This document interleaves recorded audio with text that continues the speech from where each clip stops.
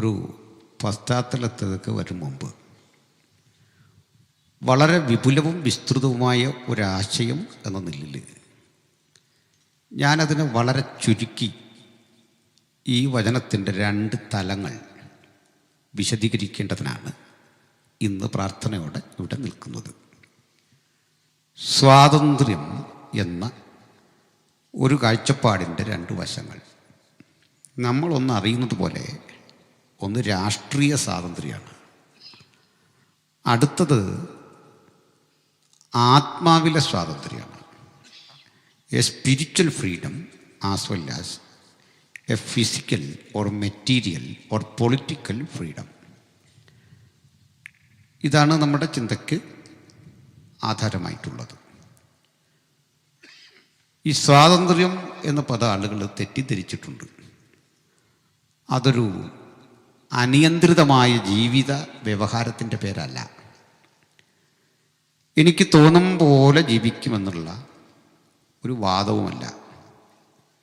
സ്വാതന്ത്ര്യമെന്ന പദത്തിന് അർത്ഥവ്യാപ്തിയുള്ളതുപോലെ വലിയ നിയന്ത്രണം കൂടിയുള്ള ഒരു പദമാണ് അത്. ഒരു ഉദാഹരണം പറഞ്ഞുകൊണ്ട് ആരംഭിക്കാം. ഈ വഴി നിങ്ങൾക്കും എനിക്കുമൊക്കെ ഉള്ളതാണ്.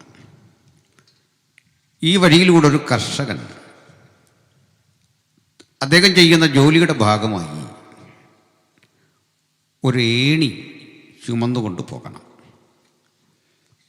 അതല്ലെങ്കിൽ നമ്മുടെ പോസ്റ്റിൽ KCBയിലൊക്കെ ജോലി ചെയ്യുന്ന സഹോദരങ്ങൾ ചിലപ്പോൾ കണ്ടിട്ടുണ്ട് ഒരു വലിയ ഏണി തോളിൽ എന്തിക്കൊണ്ട് പോകുന്നത്. ഇപ്പം നമ്മളെന്താ ചെയ്യണ്ടേ?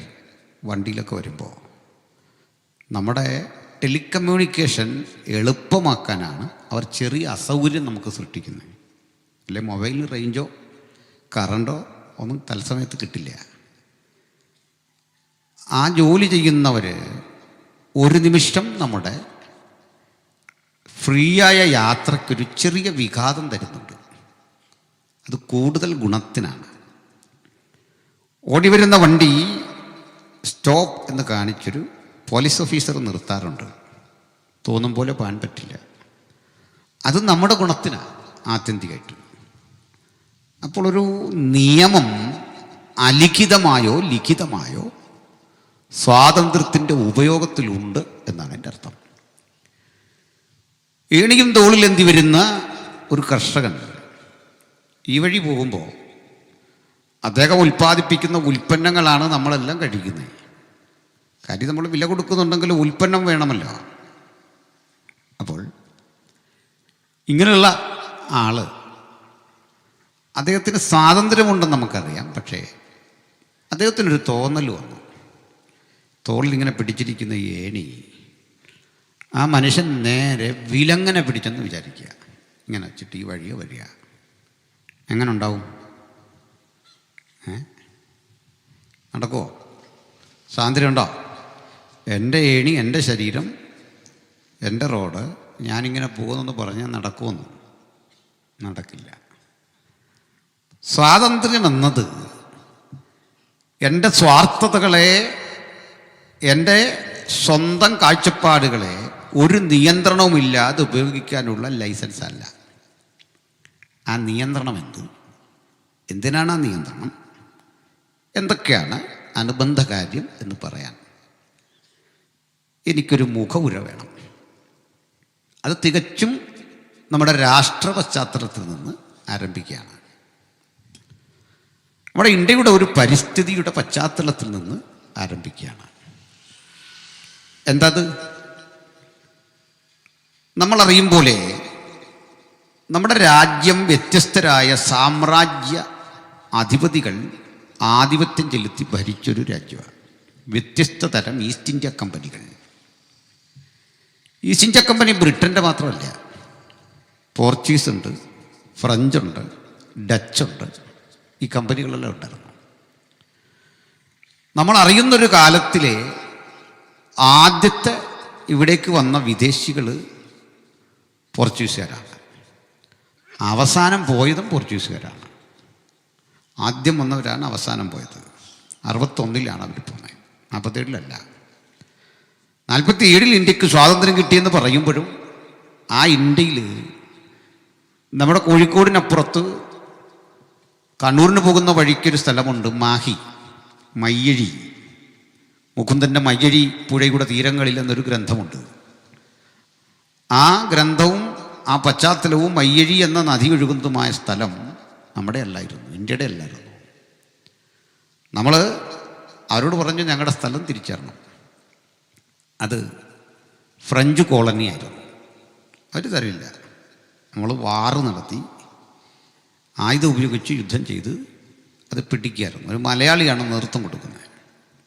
അങ്ങനെ 61 അത് ഇന്ത്യയുടെ ഭാഗമാകുന്നത്. പക്ഷേ ഇപ്പോഴും അത് കേരളമല്ല. അതുകൊണ്ടാണ് മാഹിയിൽ പെട്രോളിന് വില കുറച്ച് കിട്ടുന്നതും മദ്യം സുലഭമായി വിൽക്കുന്നതൊക്കെ. അത് കേരളത്തിലെ നിയമമല്ല ഇവിടെ ബാധകം. എന്തിനാ പറഞ്ഞത്? നമ്മുടെ രാജ്യത്ത് ആദ്യം വന്നത് പോർച്ചുഗീസുകാരാണ്. അതിനു മുമ്പുള്ള യാത്രയൊക്കെ പരിമിതമാണ്. ശ്രദ്ധേയമായ ഒരു രാഷ്ട്രം, നമ്മുടെ രാഷ്ട്രത്തെ വിഴുങ്ങാൻ വന്നത് പോർച്ചുഗീസുകാരാണ്. അവർ കൊണ്ടുവന്നാണ് നമ്മളറിയുന്ന ഈ കശുവണ്ടി, അവർ കൊണ്ടുവന്നാണ് കപ്പ, അതൊക്കെ അങ്ങനെ കൊണ്ടുവന്ന സാധനങ്ങളാണ്. അതിവിടുത്തെ മണ്ണിൽ നന്നായി വളർന്നു. തൃശ്ശൂരുകാരായ നിങ്ങൾ ഇതൊക്കെ കൃഷി ചെയ്യുന്നവരല്ലേ. പോർച്ചുഗീസുകാർക്ക് വേറെ ശേഷം പിന്നെയും ഈസ്റ്റ് ഇന്ത്യ കമ്പനികൾ വന്നു. അതിലേറ്റവും പ്രബലരാണ് ബ്രിട്ടീഷ് ഈസ്റ്റ് ഇന്ത്യ കമ്പനി. 1600-കളിൽ ബംഗാളിൽ നിന്ന് സിറാജുദ്ദൗളയെ തോൽപ്പിച്ചവർ കഴിയുക. ഘട്ടം ഘട്ടമായിട്ട് ഇന്ത്യ അവർ പിടിച്ചെടുത്തു. മുഴുവൻ ഇന്ത്യയും പിടിച്ചു. അപ്പോൾ ഈ ഡച്ച് കോളനിയും ഒക്കെ ഇങ്ങനെ ഒറ്റപ്പെട്ട് കിടപ്പുണ്ട്. കുളച്ചൽ യുദ്ധം വഴി ഡച്ചുകാരും തോറ്റു. അവസാനം ഡച്ചുകാർ തോക്കുന്നത് കേരളത്തിലെ കുളച്ചൽ യുദ്ധത്തിലാണ്. ഞാൻ ഈ സ്വാതന്ത്ര്യം എന്ന പദം പറയാനാണ്. ആദ്യം ഇന്ത്യക്കാർ ഈ ബ്രിട്ടീഷുകാരോട് ഒട്ടി നിന്നു. ബ്രിട്ടീഷുകാരോട് ഒട്ടി നിന്ന് ബ്രിട്ടീഷുകാർ ഇന്ത്യക്ക് ചൂഷണം ചെയ്തു. അവരെടുത്ത ഉൽപ്പന്നങ്ങളൊക്കെ കൊണ്ടുപോയി. തദനന്തരം ബ്രിട്ടീഷുകാരും ഇന്ത്യക്കാരും തമ്മിൽ കലഹം മൂത്ത് വലിയ പ്രശ്നമായി. വാസ്തവത്തിലൊരു നല്ല സ്വാതന്ത്ര്യ സമരം നടക്കുന്ന 1857 അല്ല. കുട്ടികൾ പഠിക്കുന്ന ഒന്നാം സ്വാതന്ത്ര്യ സമരം എന്നൊക്കെയുള്ള അത്ര ശരിയായ ഒരു പ്രയോഗമല്ല. ഇന്ത്യക്കൊരു സ്വാതന്ത്ര്യം എന്ന ചിന്ത വരുന്നത് 1885 അലൻ ഒക്ടോബൻ ഹ്യൂം, എ.ഒ. ഹ്യൂമിൻ്റെ നേതൃത്വത്തിലെ ദേശീയ പ്രസ്ഥാനത്തിൻ്റെ ആരംഭത്തോടെയാണ്. ഇവിടെ എന്തിനെത്തരം പറഞ്ഞേ? ബ്രിട്ടീഷുകാർ ഇന്ത്യയിൽ വരുമ്പോൾ ഒരു കാഴ്ച കണ്ടു. അവർ കച്ചവടത്തിന് വരുമ്പോൾ ഇന്ത്യ എന്ന സ്ഥലം, ഇവിടെയുള്ള മനുഷ്യർ വ്യത്യസ്തങ്ങളായ ആചാരാനുഷ്ഠാനങ്ങളുടെ നൂലാമാലകളിലൂടെ സഞ്ചരിക്കുന്നു. ഇത് നമ്മൾ തൊടാൻ പാടില്ല. നമ്മൾ അവിടെ കയറി സ്പർശിച്ചാൽ നമ്മുടെ കച്ചവടം മുടങ്ങും. നമ്മളെന്തിനു വന്നാണ്? വ്യാപാരത്തിന്. അതുകൊണ്ട് അവരുടെ ആചാരം, അവരുടെ അനുഷ്ഠാനമൊക്കെ അങ്ങനെ നടക്കട്ടെ. ബ്രിട്ടീഷുകാർ ഒരു കാര്യം കൂടി ഉറപ്പിച്ചു: ഒരു കാരണവശാലും നമ്മുടെ മതമോ വിശ്വാസമോ ഒന്നും ഇവിടെ പ്രചരിപ്പിക്കരുത്. ഇത് ചിലർക്കൊരു പുതിയ അറിവായിരിക്കും. ബ്രിട്ടീഷുകാർ ഒരിക്കലും അവരുടെ ആധ്യാത്മികത, ക്രിസ്ത്യാനിറ്റി പ്രചരിപ്പിക്കാൻ ഒരു ശ്രമവും നടത്തിയിട്ടില്ല. ബ്രിട്ടീഷുകാർക്ക് അങ്ങനെ ഒരു ലക്ഷ്യവുമില്ല. ഉണ്ടായിരുന്നെങ്കിൽ, ബലം പ്രയോഗിച്ചു ക്രിസ്ത്യാനിറ്റി സ്ഥാപിക്കാനായിരുന്നെങ്കിൽ അവർക്കൊരു പ്രയാസമില്ല. അതിനുള്ള ശേഷിയുണ്ട്. എന്തായാലും തെളിവ് നമ്മൾ ആ കാലത്ത് ഇന്ത്യയുടെ ചരിത്രം പരതിയാൽ മനസ്സിലാവും. ഇവിടേക്ക് മിഷനറിമാർക്ക് ബ്രിട്ടീഷുകാർ വിസ കൊടുക്കില്ല എന്നും വേണ്ട. അവിടെ ആഗ്രഹിക്കുന്നവരൊക്കെ പറയും വേണ്ട. ഇന്ത്യൻ മിഷന്റെ, ഇന്ത്യയിലെ മിഷണറി പ്രവർത്തനങ്ങളുടെ പിതാവെന്ന് വിളിക്കുന്നൊരു മാന്യദേഹമുണ്ട്. നിങ്ങളറിയും, വില്യം കേരി. ഈ വില്യം കേരി 1893 ഇന്ത്യയിൽ വരിക. അദ്ദേഹം 1893 വരുമ്പോൾ അദ്ദേഹത്തിന് ഇവിടെ പ്രവർത്തിക്കാൻ വരാൻ കഴിയില്ല എന്ന് മാത്രമല്ല, അദ്ദേഹം വന്നത് ബ്രിട്ടീഷ് വിസയിലല്ല. ഡച്ചുകാർക്ക് ആധിപത്യമുള്ളൊരു സ്ഥലത്ത് അദ്ദേഹം വരിക ചെയ്തത്. ഡച്ചുകാരുടെ സഹായത്തല്ല വരുന്നത്. അദ്ദേഹം ബ്രിട്ടീഷുകാരനാണ്. ബ്രിട്ടീഷുകാർ വിസ കൊടുക്കാതെ വില്യങ്കേരി 3 മാസം കടലിൽ കപ്പലിൽ അലഞ്ഞു. ഒടുക്കം വില്യങ്കേരി എന്നൊരു മനുഷ്യനും മകനും ഇതിലുണ്ടെന്നറിഞ്ഞ് കപ്പൽ തിരിച്ചു വിട്ടു. 3 മാസം അലഞ്ഞ കപ്പൽ ഇംഗ്ലണ്ടിൻ്റെ മറ്റൊരു തീരത്തടിഞ്ഞ് ഇവരെ ഇറക്കി. അത്രമാത്രം സുവിശേഷത്തെ, അതിൻ്റെ പ്രവർത്തനത്തെ ബ്രിട്ടീഷുകാർ ചെറുത്തു. പിണക്കമൊന്നും ഉണ്ടായിട്ടല്ല കേട്ടോ, ഇവിടെ പറയാം. കാരണം ഈ സുവിശേഷം ഒരു ദേശത്ത് വ്യാപരിക്കുമ്പോൾ അനുപേക്ഷണീയമായ ചില ഘടകങ്ങളുണ്ട്. അതിലൊന്ന്, ഈ ആളുകൾക്ക് പാട്ട് പാടണം, വചനം വായിക്കണം, ഞങ്ങളൊക്കെ പ്രസംഗിച്ചാൽ മനസ്സിലാവണം. ഈ ലക്ഷ്യം മുൻനിർത്തിക്കൊണ്ട് അവർ അക്ഷരം പങ്കിട്ട് കൊടുക്കും, അറിവ് പങ്കിട്ട് കൊടുക്കും. ഇത്രയും കാര്യത്തിന് ഇത് പഠിപ്പിക്കുന്നു. ആ കൂടെ ചിലരും മിടുക്കന്മാരായ കുഞ്ഞുങ്ങളും ആൺകുട്ടികളും പെൺകുട്ടികളും പഠിക്കുമ്പോൾ അവർ ചിലരെ തിരഞ്ഞു പിടിച്ച് ഇംഗ്ലണ്ടിലെ സർവകലാശാലകളിൽ അയക്കും. അതിൽ ജാതിയും മതമൊന്നുമില്ല. ബാബാ സാഹേബ് ഡോക്ടർ അംബേദ്കർ പോലും പഠിച്ചത് ആ നിലയിലാണ്. കഴിവുള്ളവരെ കണ്ടെത്തി ഹാർവാർഡിലും ഓക്സ്ഫോർഡിലും അങ്ങനെയുള്ള വലിയ ഉന്നത സർവകലാശാലകളിൽ അയച്ച് പഠിപ്പിക്കും. അതും പറയാനുണ്ട്. നിങ്ങളും ഞാനും ഒക്കെ നിലത്ത് തറ പറ എന്നൊക്കെ മണ്ണിലെഴുതി പഠിച്ചവരാണ് ഇവിടെ ഭൂരിപക്ഷം. ചെറിയ കുട്ടികളല്ല, മുതിർന്ന ആളുകൾ, പ്രായമുള്ള ആളുകൾ. പക്ഷെ ചിലരത് സമ്മതിക്കില്ല. ഈ നിങ്ങളുടെ സ്റ്റീവൻ പാസ്റ്ററൊക്കെ സമ്മതിക്കുമെന്ന് തോന്നില്ല. ആൾ ചെറുപ്പക്കാരനാണെന്ന് കാണിക്കാൻ. ഞാൻ അങ്ങനൊന്നും പഠിച്ചിട്ടില്ല എന്ന ഭാവേന ഇവിടെ ഇരിക്കുക, മൈൻഡ് ചെയ്യണ്ട. മക്കളവിടെ തിരുന്നേ, ആ സീബ്ര അവരുടെ തിരുന്നേ, ആ ഓടുന്നേ, ആ സീബ്രയുടെ ഉടുപ്പിട്ട ആൾ. ഒന്നാമത് എനിക്ക് അത്യാവശ്യം പ്രശ്നങ്ങളുള്ള ആളാണ്. ഇങ്ങോട്ട് അവനെ എന്നെ ഇങ്ങോട്ട് ശ്രദ്ധിപ്പിച്ച്. അവിടെ പോയിരുന്നേ, അടുത്ത് അനങ്ങായിരുന്നേ. അപ്പോൾ അടുത്ത ആൾ തുടങ്ങിയോ? ഇതൊന്നും പറ്റില്ല. അപ്പോൾ പറഞ്ഞു വന്നത്, ഇവിടേക്ക് മിഷണറിമാർ വന്ന് നമ്മൾ ഈ തറാപറ എന്നൊക്കെ മണ്ണിൽ എഴുതുന്നതിൻ്റെ 1000 വർഷം മുമ്പ് ഓക്സ്ഫോർഡ് യൂണിവേഴ്സിറ്റി ഉണ്ടായിരുന്നു. അവിടെ കാളവണ്ടിയിൽ കുന്നംകുളത്തുനിന്ന് യാത്ര ചെയ്ത സായിപ്പ് നമ്മളെ സമയമാരഥമൊക്കെ എഴുതില്ല ഇവിടെ. അതിനും 300 കൊല്ലം മുമ്പ് ഭൂഗർഭ തുരങ്കമുണ്ടാക്കി ട്രെയിൻ ഓടിച്ചവനാണ് സായിപ്പ്. വള്ളം തുഴഞ്ഞ് വെള്ളത്തിലൂടെ യാത്ര ചെയ്ത് നമ്മൾ അടുത്തടുത്ത ഇടങ്ങളിലേക്ക് പോകുന്നതിന് 200 കൊല്ലം മുമ്പ് സ്റ്റീമർ ഉപയോഗിച്ചുകൊണ്ട് ബോട്ടുണ്ടാക്കി ഓടിച്ചിട്ടാണ് അവർ ഇന്ത്യയിലേക്ക് വരുന്നത്. അപ്പോൾ അഡ്വാൻസ്ഡാണ് അവർ. അവരായുധങ്ങൾ അഡ്വാൻസ്ഡാണ്, ഭാഷ, സാഹിത്യം, സംസ്കാരമെല്ലാം അഡ്വാൻസ്ഡാണ്. നമുക്ക് വിദ്യാസമ്പന്നരിവിടെ ഉണ്ട്, തീരെ കുറവാണ്. അവരോ പാശ്ചാത്യരോട് ഒട്ടി നിൽക്കുമ്പോൾ സമരം ശക്തിപ്പെട്ടപ്പോൾ ചിലരുടെ ആഗ്രഹം ഇവർ പോകണ്ട, അവരുള്ളത് നല്ലതാണ്. ചിലരുടെ ആഗ്രഹം ഇവർ പോകണം. ഇവർ പോകണമെന്ന് ആഗ്രഹിച്ചത് നമ്മുടെ രാജ്യം നല്ല രീതിയിൽ പോകാനല്ല. ഇവിടുത്തെ നാട്ടുരാജാക്കന്മാർ കയ്യാളിയ സുഖസൗകര്യങ്ങൾ കൈവിട്ടു പോകരുത്. 108 വിധ കരം തിരുവിതാംകൂർ രാജാക്കന്മാർ പിരിച്ചു. 108 വിധ കരം. ഇതൊക്കെ പിടിക്കണം, ഇതിനു വേണ്ടിയാണ്. അപ്പോൾ എന്തിനാ ഇത്തരം പറഞ്ഞാന്നറിയണ്ടേ? ഈ സ്വാതന്ത്ര്യ സമരം എന്ന നിലയിൽ കാര്യങ്ങൾ വരുമ്പോൾ ബ്രിട്ടീഷുകാർ പോവാം. അപ്പോൾ ഇത് ഏൽപ്പിക്കണമല്ലോ ആരെങ്കിലും. ഒരു രാഷ്ട്രമല്ലേ, ആരെ ഏൽപ്പിക്കും? ഇത് സംബന്ധിച്ചൊരു ചർച്ചയ്ക്ക് ഇംഗ്ലണ്ടിൽ അവസരം ഉണ്ടാക്കി. ആ ചർച്ചയുടെ പേരാണ് വട്ടമേശ സമ്മേളനം, റൗണ്ട് ടേബിൾ ടോക്ക്.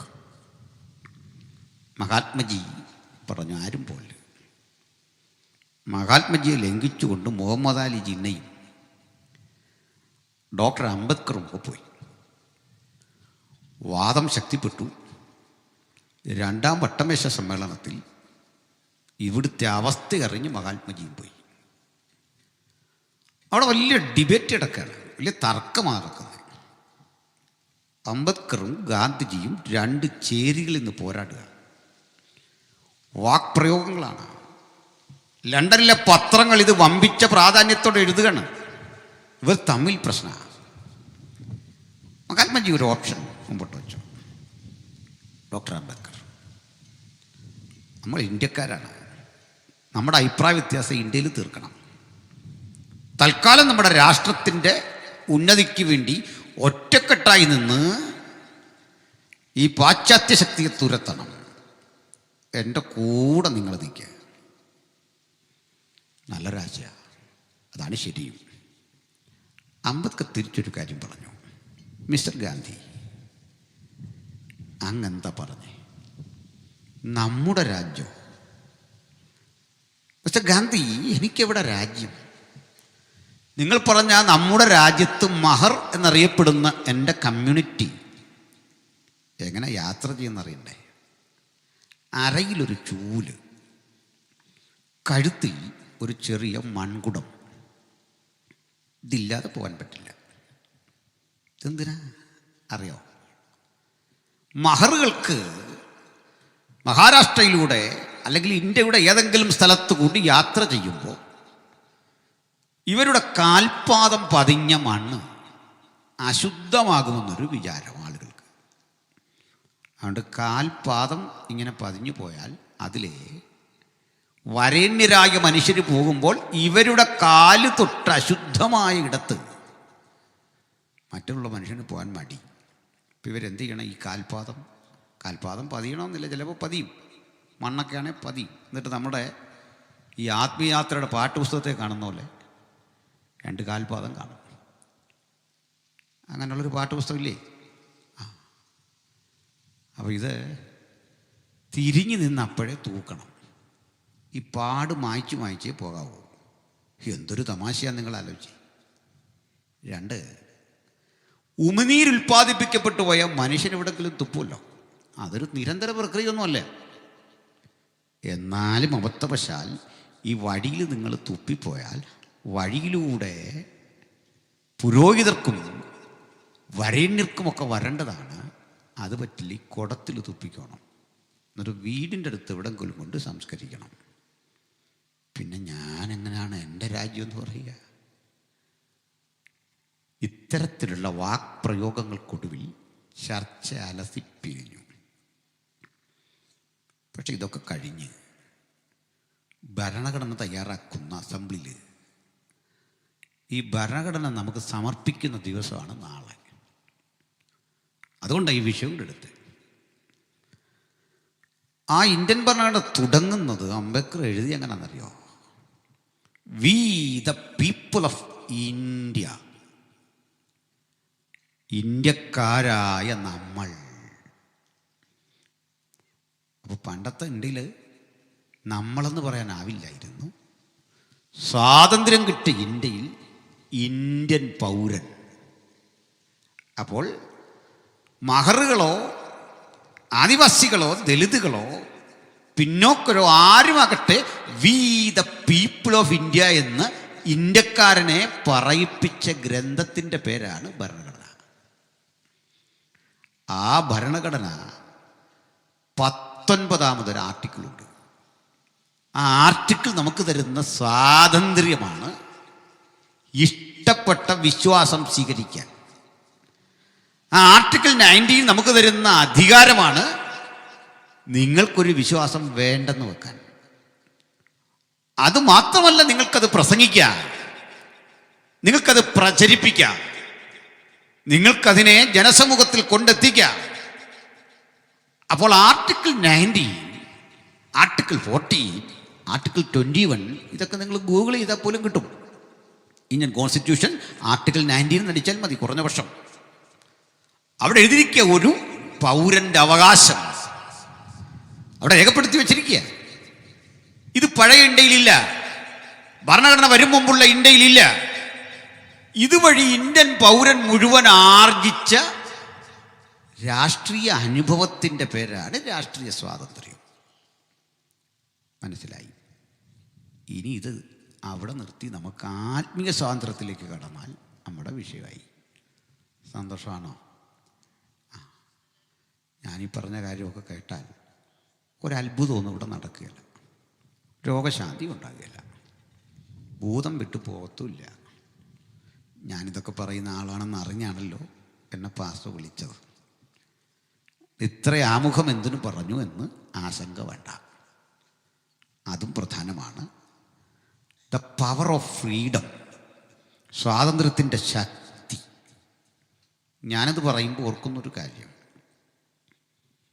വയനാട്ടിൽ ചെല്ലുമ്പോൾ ശ്രീമതി CK ജാനുവിനോട് സുവിശേഷം പറയാൻ തീരുമാനിച്ചു. അപ്പോൾ അവിടേക്ക് നമുക്ക് പ്രവേശനം ഇല്ല, ബൈബിളും കൊണ്ട് അവിടെ ഒന്നും പോകാൻ പാടില്ല. അപ്പോൾ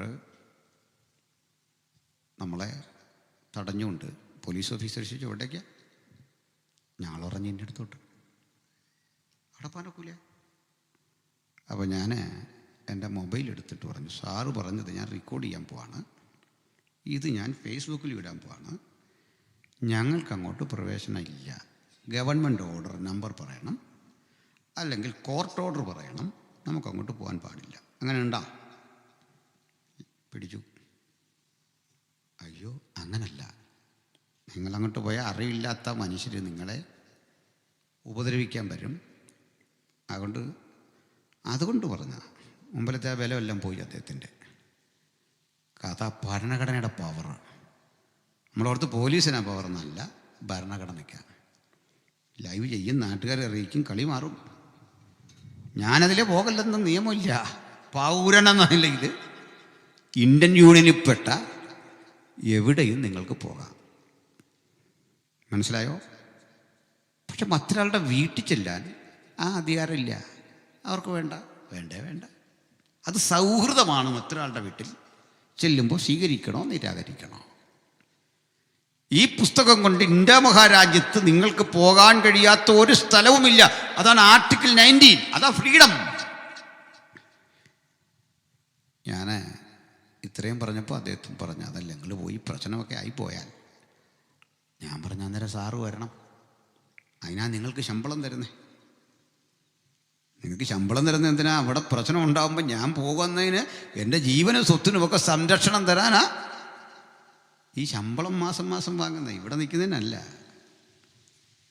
അവിടെ ചെന്നു, ആ മാന്യ സഹോദരിയെ കണ്ടു, ഞാൻ ബൈബിളും കൊടുത്തു, സുവിശേഷവും പറഞ്ഞു, ചായയും കുടിച്ചു, പ്രാർത്ഥിച്ചു. ഈ പ്രക്രിയയുടെ പേരാണ് വിശ്വാസപ്രചരണം. അതിന് വേണമെങ്കിൽ നിങ്ങൾ മതപ്രചരണമെന്ന് പറഞ്ഞോ, വിരോധമില്ല. എന്നാൽ ഞങ്ങൾ സമ്മതിക്കില്ല, ഇതൊരു മതമാണ്. നിങ്ങൾ പറഞ്ഞാലും സമ്മതിക്കില്ല. വേണേ അങ്ങനെ എഴുതിക്കോളൂ, നിങ്ങൾക്കങ്ങനെ പറയാനുള്ള അവകാശമുണ്ട്. കാരണം റിലീജിയൻ എന്ന കോളത്തിൽ ഞങ്ങൾ മതം ചോദിക്കുന്നിടത്ത് എഴുതാറുണ്ട് ക്രിസ്ത്യൻ. ഇതാ വസ്തുത.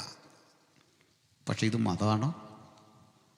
മതത്തിന് വേണ്ട ചില ചേരുവകൾ നമ്മുടെ കയ്യിലില്ല.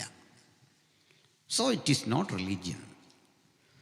മതത്തിന് അനുപേക്ഷണീയമായ ചില ഘടകങ്ങൾ നമുക്കില്ല. പറയാം, മതത്തിന് ഒന്നോ അതിലധികമോ തീർത്ഥാടന കേന്ദ്രങ്ങൾ ഉണ്ടാകാം. നമ്മുടെ തീർത്ഥാടന കേന്ദ്രം എവിടെ ഉണ്ടോ? ഇല്ല. യെരുശലേം നമുക്ക് തീർത്ഥാടന കേന്ദ്രമാണോ? അല്ല. തൃശ്ശൂരിൽ ഞാൻ നിൽക്കുന്ന ഈ സ്ഥലത്തെ ഈ മണ്ണും യെരുശലേമിലെ മണ്ണും കയ്യിലെടുത്തിട്ട് ചോദിച്ചാൽ ഇതിലേതാണ് വിശുദ്ധ മണ്ണ് എന്ന് ചോദിച്ചാൽ കുറേ നല്ല മണ്ണ് ഇതാണ്. അതല്ല. എന്തുകൊണ്ടാണത് മണ്ണ് ഇത്ര കണ്ട നല്ലതല്ലത്തെന്ന് അറിയണ്ടേ? 422 പരം ചെറുതും വലുതുമായ ആക്രമണങ്ങൾ കൊണ്ട് ലക്ഷക്കണക്കിന് മനുഷ്യന്റെ ചോര വീണ് മലീമസമായ മണ്ണാത്. ഇതങ്ങനെയുള്ള മണ്ണല്ല. ജെറുസലേം നമുക്ക് പ്രിയപ്പെട്ട സ്ഥലമാണ്, ചരിത്ര പ്രാധാന്യമുള്ള സ്ഥലമാണ്, തീർത്ഥാടന കേന്ദ്രമല്ല. 2, മതങ്ങൾക്ക് 12 മാസങ്ങളിൽ ഏതെങ്കിലും ഒരു മാസമോ, മാസത്തിലേതെങ്കിലും ആഴ്ചയോ, ആഴ്ചയിലേതെങ്കിലും ദിവസമോ, ദിവസത്തിലേതെങ്കിലും ഒരു സമയമോ സുപ്രധാനമാണ്. ആ സമയത്ത് പ്രാർത്ഥന നടത്തിയിട്ടേ കാര്യമുള്ളൂ. അങ്ങനെയൊക്കെയാണ്. നമുക്കങ്ങനെ ഉണ്ടോ? നമുക്കങ്ങനെ ഇല്ല. നമുക്കങ്ങനെ ഇല്ലെന്ന് അറിഞ്ഞുകൊണ്ട് ആളുകൾ ഒരു സമയവും പാലിക്കുകയില്ല. നമുക്കൊരു സമയവും വിശുദ്ധമല്ല. അപ്പോൾ ഭൂമിയിൽ നമുക്ക് രണ്ടാമത്തെ കാരണം പറഞ്ഞു, നിർദ്ദിഷ്ടമായൊരു സമയക്രമമില്ല. മൂന്നാമത്തെ വിഷയത്തിലേക്ക് വരിക. മൂന്നാമത്തെ വിഷയം, മതങ്ങൾക്ക് ഏതെങ്കിലും ഒരു നിറം സുപ്രധാനമാണ്. ആ നിറമുള്ള കൊടിക്കൂറ സുപ്രധാനമാണ്, പതാക. അതേതൊക്കെയാണ്? ഏത് നമുക്കറിയാം. ഓരോ മതസ്ഥർക്ക് ചിലതരം നിറങ്ങളുള്ള കൊടിക്കൂറ പാറിക്കളിക്കും. ആ കൊടികൾ അവരെ ആവേശഭരിതരാക്കും. അതിലൊന്നും തെറ്റില്ല, തെറ്റുണ്ടെന്നേ എനിക്ക് അഭിപ്രായമില്ല. പക്ഷെ ക്രൈസ്തവരായി ഞങ്ങൾക്ക് വെള്ളയോ ചുവപ്പോ നീലയോ പച്ചയോ മഞ്ഞയോ ഒന്നും പ്രത്യേകിച്ച് വിശേഷത ഉള്ളല്ല. ഇതൊക്കെ കൊള്ളാം, മോശമാണെന്നില്ല അഭിപ്രായം. ഭൂമിയിലൊരു സ്ഥലത്തോട്, ഭൂമിയിലൊരു നിറത്തോട്, ഭൂമിയിലൊരു കൊടിക്കൂറയോട് ഒന്നും ഒരു വിധേയത്വമില്ലാത്ത വേറിട്ട ഒരു സമൂഹം. ആ സമൂഹത്തിന്റെ രൂപവൽക്കരണം കണ്ട് പ്രവാചകൻ കാലങ്ങൾക്കപ്പുറത്ത് പറഞ്ഞു, ഇതാ തനിച്ചു പാർക്കുന്ന ഒരു ജനം ജാതികളുടെ കൂട്ടത്തിൽ എണ്ണപ്പെടുന്നില്ല, എങ്ങും എവിടെയും. അത്തരം ആശയാദികൾ കൊണ്ടു നടക്കാത്ത ഒരു വേറിട്ട സമൂഹം. മതമാണോ? മതമല്ലാത്തതുകൊണ്ട് തന്നെ നമുക്ക് പൗരോഹിത്യമുണ്ട്. പൗരോഹിത്യം ഇല്ല എന്നാരും പറയില്ല. നമ്മൾ ചെല്ലു പറയും നമുക്ക് പൗരോഹിത്യം ഇല്ല. പൗരോഹിത്യം ഉണ്ടോ? ഉണ്ട്. വിശ്വാസികളുടെ രാജകീയ പൗരോഹിത്യം നമുക്കുണ്ട്. മേലില്ലെന്ന് പറയരുത്. എത്ര പേർക്ക് സന്തോഷമുണ്ട്, നിങ്ങളെല്ലാം പുരോഹിതന്മാരാണ്. ഹല്ലേലൂയ. നമുക്കെല്ലാം പൗരോഹിത്യം. വെറും പൗരോഹിത്യമല്ല, രാജകീയ പൗരോഹിത്യം. അതെവിടെ നിന്ന് കിട്ടിയ? ഉയരത്തിൽ നിന്ന് കിട്ടിയ സ്ഥിരീകരണമാണ്. ആ ഉറപ്പുള്ള ഒറ്റയൊരെണ്ണം പൗരോഹിത്യം ഇല്ലെന്ന് പറയരുത്. അത് പാസ്റ്റർക്ക് തന്നെയുള്ള പൗരോഹിത്യമല്ല. അങ്ങനെ പാസ്റ്റർമാർ പറഞ്ഞാലും പറയരുത്. പാസ്റ്റർമാരൊക്കെ ചിലപ്പോൾ പറയും, അഭിഷേകത്തിന് നേരെ നീ അങ്ങനെ പറയില്ല, ഇങ്ങനെ പറയും. എനിക്ക് മാത്രമായിട്ടൊരു അഭിഷേകം ദൈവം തന്നിട്ടില്ല, നിങ്ങൾക്കുള്ളത് കവിഞ്ഞു. നമുക്കെല്ലാം അഭിഷേകമുണ്ട്. അപ്പം അതുകൊണ്ട് ഇതിലും മതമല്ല. പിന്നെ സർക്കാർ മതമെന്ന് പറഞ്ഞാൽ തെറ്റുമല്ല. സർക്കാർ പിന്നെന്താ പറയും? രേഖകളിൽ പിന്നെന്താ പറയും? അത് സാങ്കേതികമാണ്. ഇനി ഞാൻ ആത്മീക സ്വാതന്ത്ര്യം എന്നൊരു വിഷയത്തിലേക്ക് വരാം. ഗലാത്യലേഖനം എഴുതുന്ന കാലഘട്ടത്തിൽ അവിടെ നിലനിന്നിരുന്ന ചില സംഭവങ്ങളുണ്ട്. ഇവ രണ്ടും എനിക്ക് ചേർത്ത് പറയണം. എന്താണത്? ആ ദേശത്ത് വസിച്ചിരുന്ന മനുഷ്യരിലധികവും അനാചാര ദുരാചാര കർമ്മങ്ങളുടെ വഴിയിലൂടെയാ യാത്ര. അതിലേറ്റവും സുപ്രധാനമായ ഒന്ന് ഫെർട്ടിലിറ്റി കൾട്ട്. ഫെർട്ടിലിറ്റി കൾട്ട് എന്ന് പറഞ്ഞാൽ ഊർവരതാ പൂജ. അവിടെ നടമാടിയൊരു സംഭവമാണ്. എന്താ അത്തരം പൂജ എന്നറിയണ്ടേ? മൃഗങ്ങളെ, മനുഷ്യരെ, വിശേഷിച്ച് മൃഗങ്ങളുടെയും മനുഷ്യരുടെയും ഒക്കെ ജനനേന്ദ്രിയങ്ങളെ ആരാധനയ്ക്ക് വെക്കുക, പൂജാതി കർമ്മങ്ങൾ അർപ്പിക്കുക. ഇത് ഗലേഷ്യയിൽ നടന്നൊരു സംഭവം. എഫെസോസിൽ നിലനിന്നിരുന്നു. അവരെ സംബന്ധിച്ചിടത്തോളം ആരാധന എന്ന് പറയുന്നത് വഴിവിട്ട രതിബന്ധങ്ങളെയാണ് ആരാധന എന്ന് പറയുക. അതിനു വേണ്ടി ചില സ്ഥലങ്ങളുണ്ട് അവിടെ. എഫെസോസിലൊക്കെ അത് കാണുന്നുണ്ട്. അത്തരത്തിൽ നിലവാര തകർച്ച സംഭവിച്ച ഒരു സമൂഹം, വേറിട്ട ഒരു ജീവിതത്തിന് യാതൊരു വഴിയുമില്ലാത്ത വിധം അരാജകത്വം നിറയുകയും അത് നിമിത്തം അസ്വസ്ഥത പടർന്നു പിടിക്കുകയും അപ്പൻ, മകൻ, മകൾ, അമ്മ, സഹോദരങ്ങൾ, ഈ ബന്ധങ്ങൾക്കൊന്നും ഒരു വില കൽപ്പിക്കാത്ത അതിരുവിട്ട അരാജകത്വം നിലനിന്നിരുന്ന ഒരു സ്ഥലം.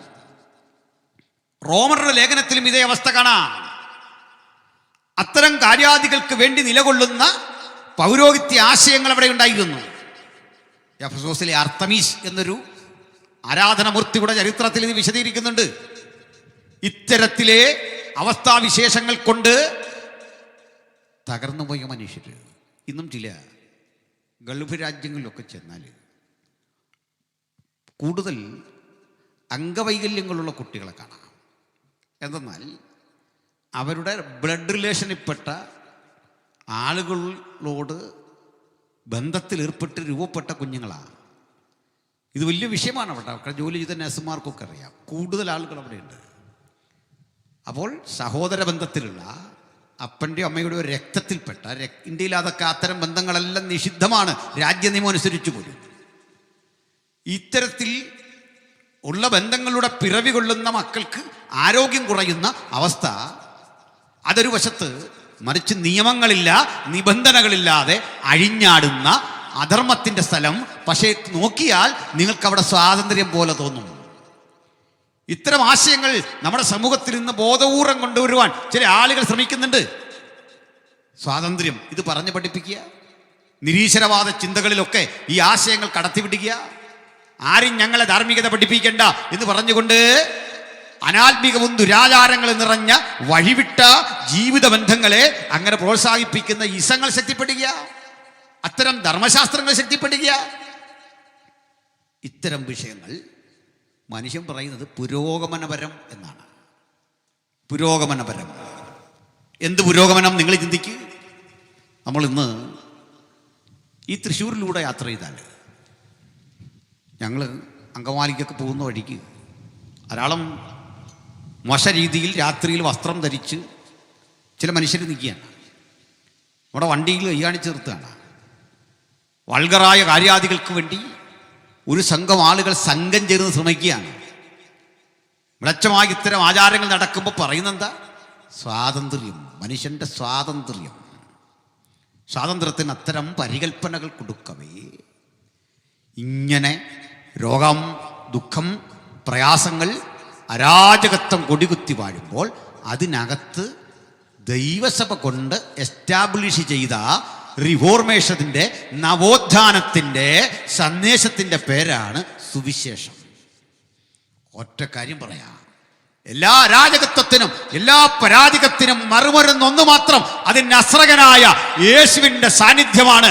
ഈ ഇരുട്ടുകളെ, ഈ അരാജകത്വത്തെ, ഈ അന്ധതയെ മാറ്റി അവനെ മനുഷ്യനാക്കുന്ന പ്രക്രിയ, അതാണ് സുവിശേഷം. ആ സുവിശേഷത്തിന്റെ ആത്മാവ് ഹൃദയത്തിൽ വസിക്കുന്ന നമുക്ക് ഒരേ സ്വരത്തിൽ, ഒരേ ശബ്ദത്തിൽ അതിന്റെ ഉള്ളടക്കങ്ങളെ ഭയരഹിതമായി ഈ ദേശത്തോട് പ്രഖ്യാപിക്കാം. മറ്റൊരുവരിലും രക്ഷയില്ല. നാം രക്ഷിക്കപ്പെടുവാൻ ആകാശത്തിന് കീഴിൽ മനുഷ്യരുടെ ഇടയിൽ നൽകപ്പെട്ട ഒരേ ഒരു നാമം യേശു ക്രിസ്തുവിന്റെ സുവിശേഷം. ഈ സുവിശേഷം റോമിനെ മാറ്റി. ഈ സുവിശേഷം ഗലേഷ്യയെ മാറ്റി. റോമക്കാരോട് പറയാ, റോമക്കാരെ, നിങ്ങൾ വന്ന പശ്ചാത്തലം അറിയാം.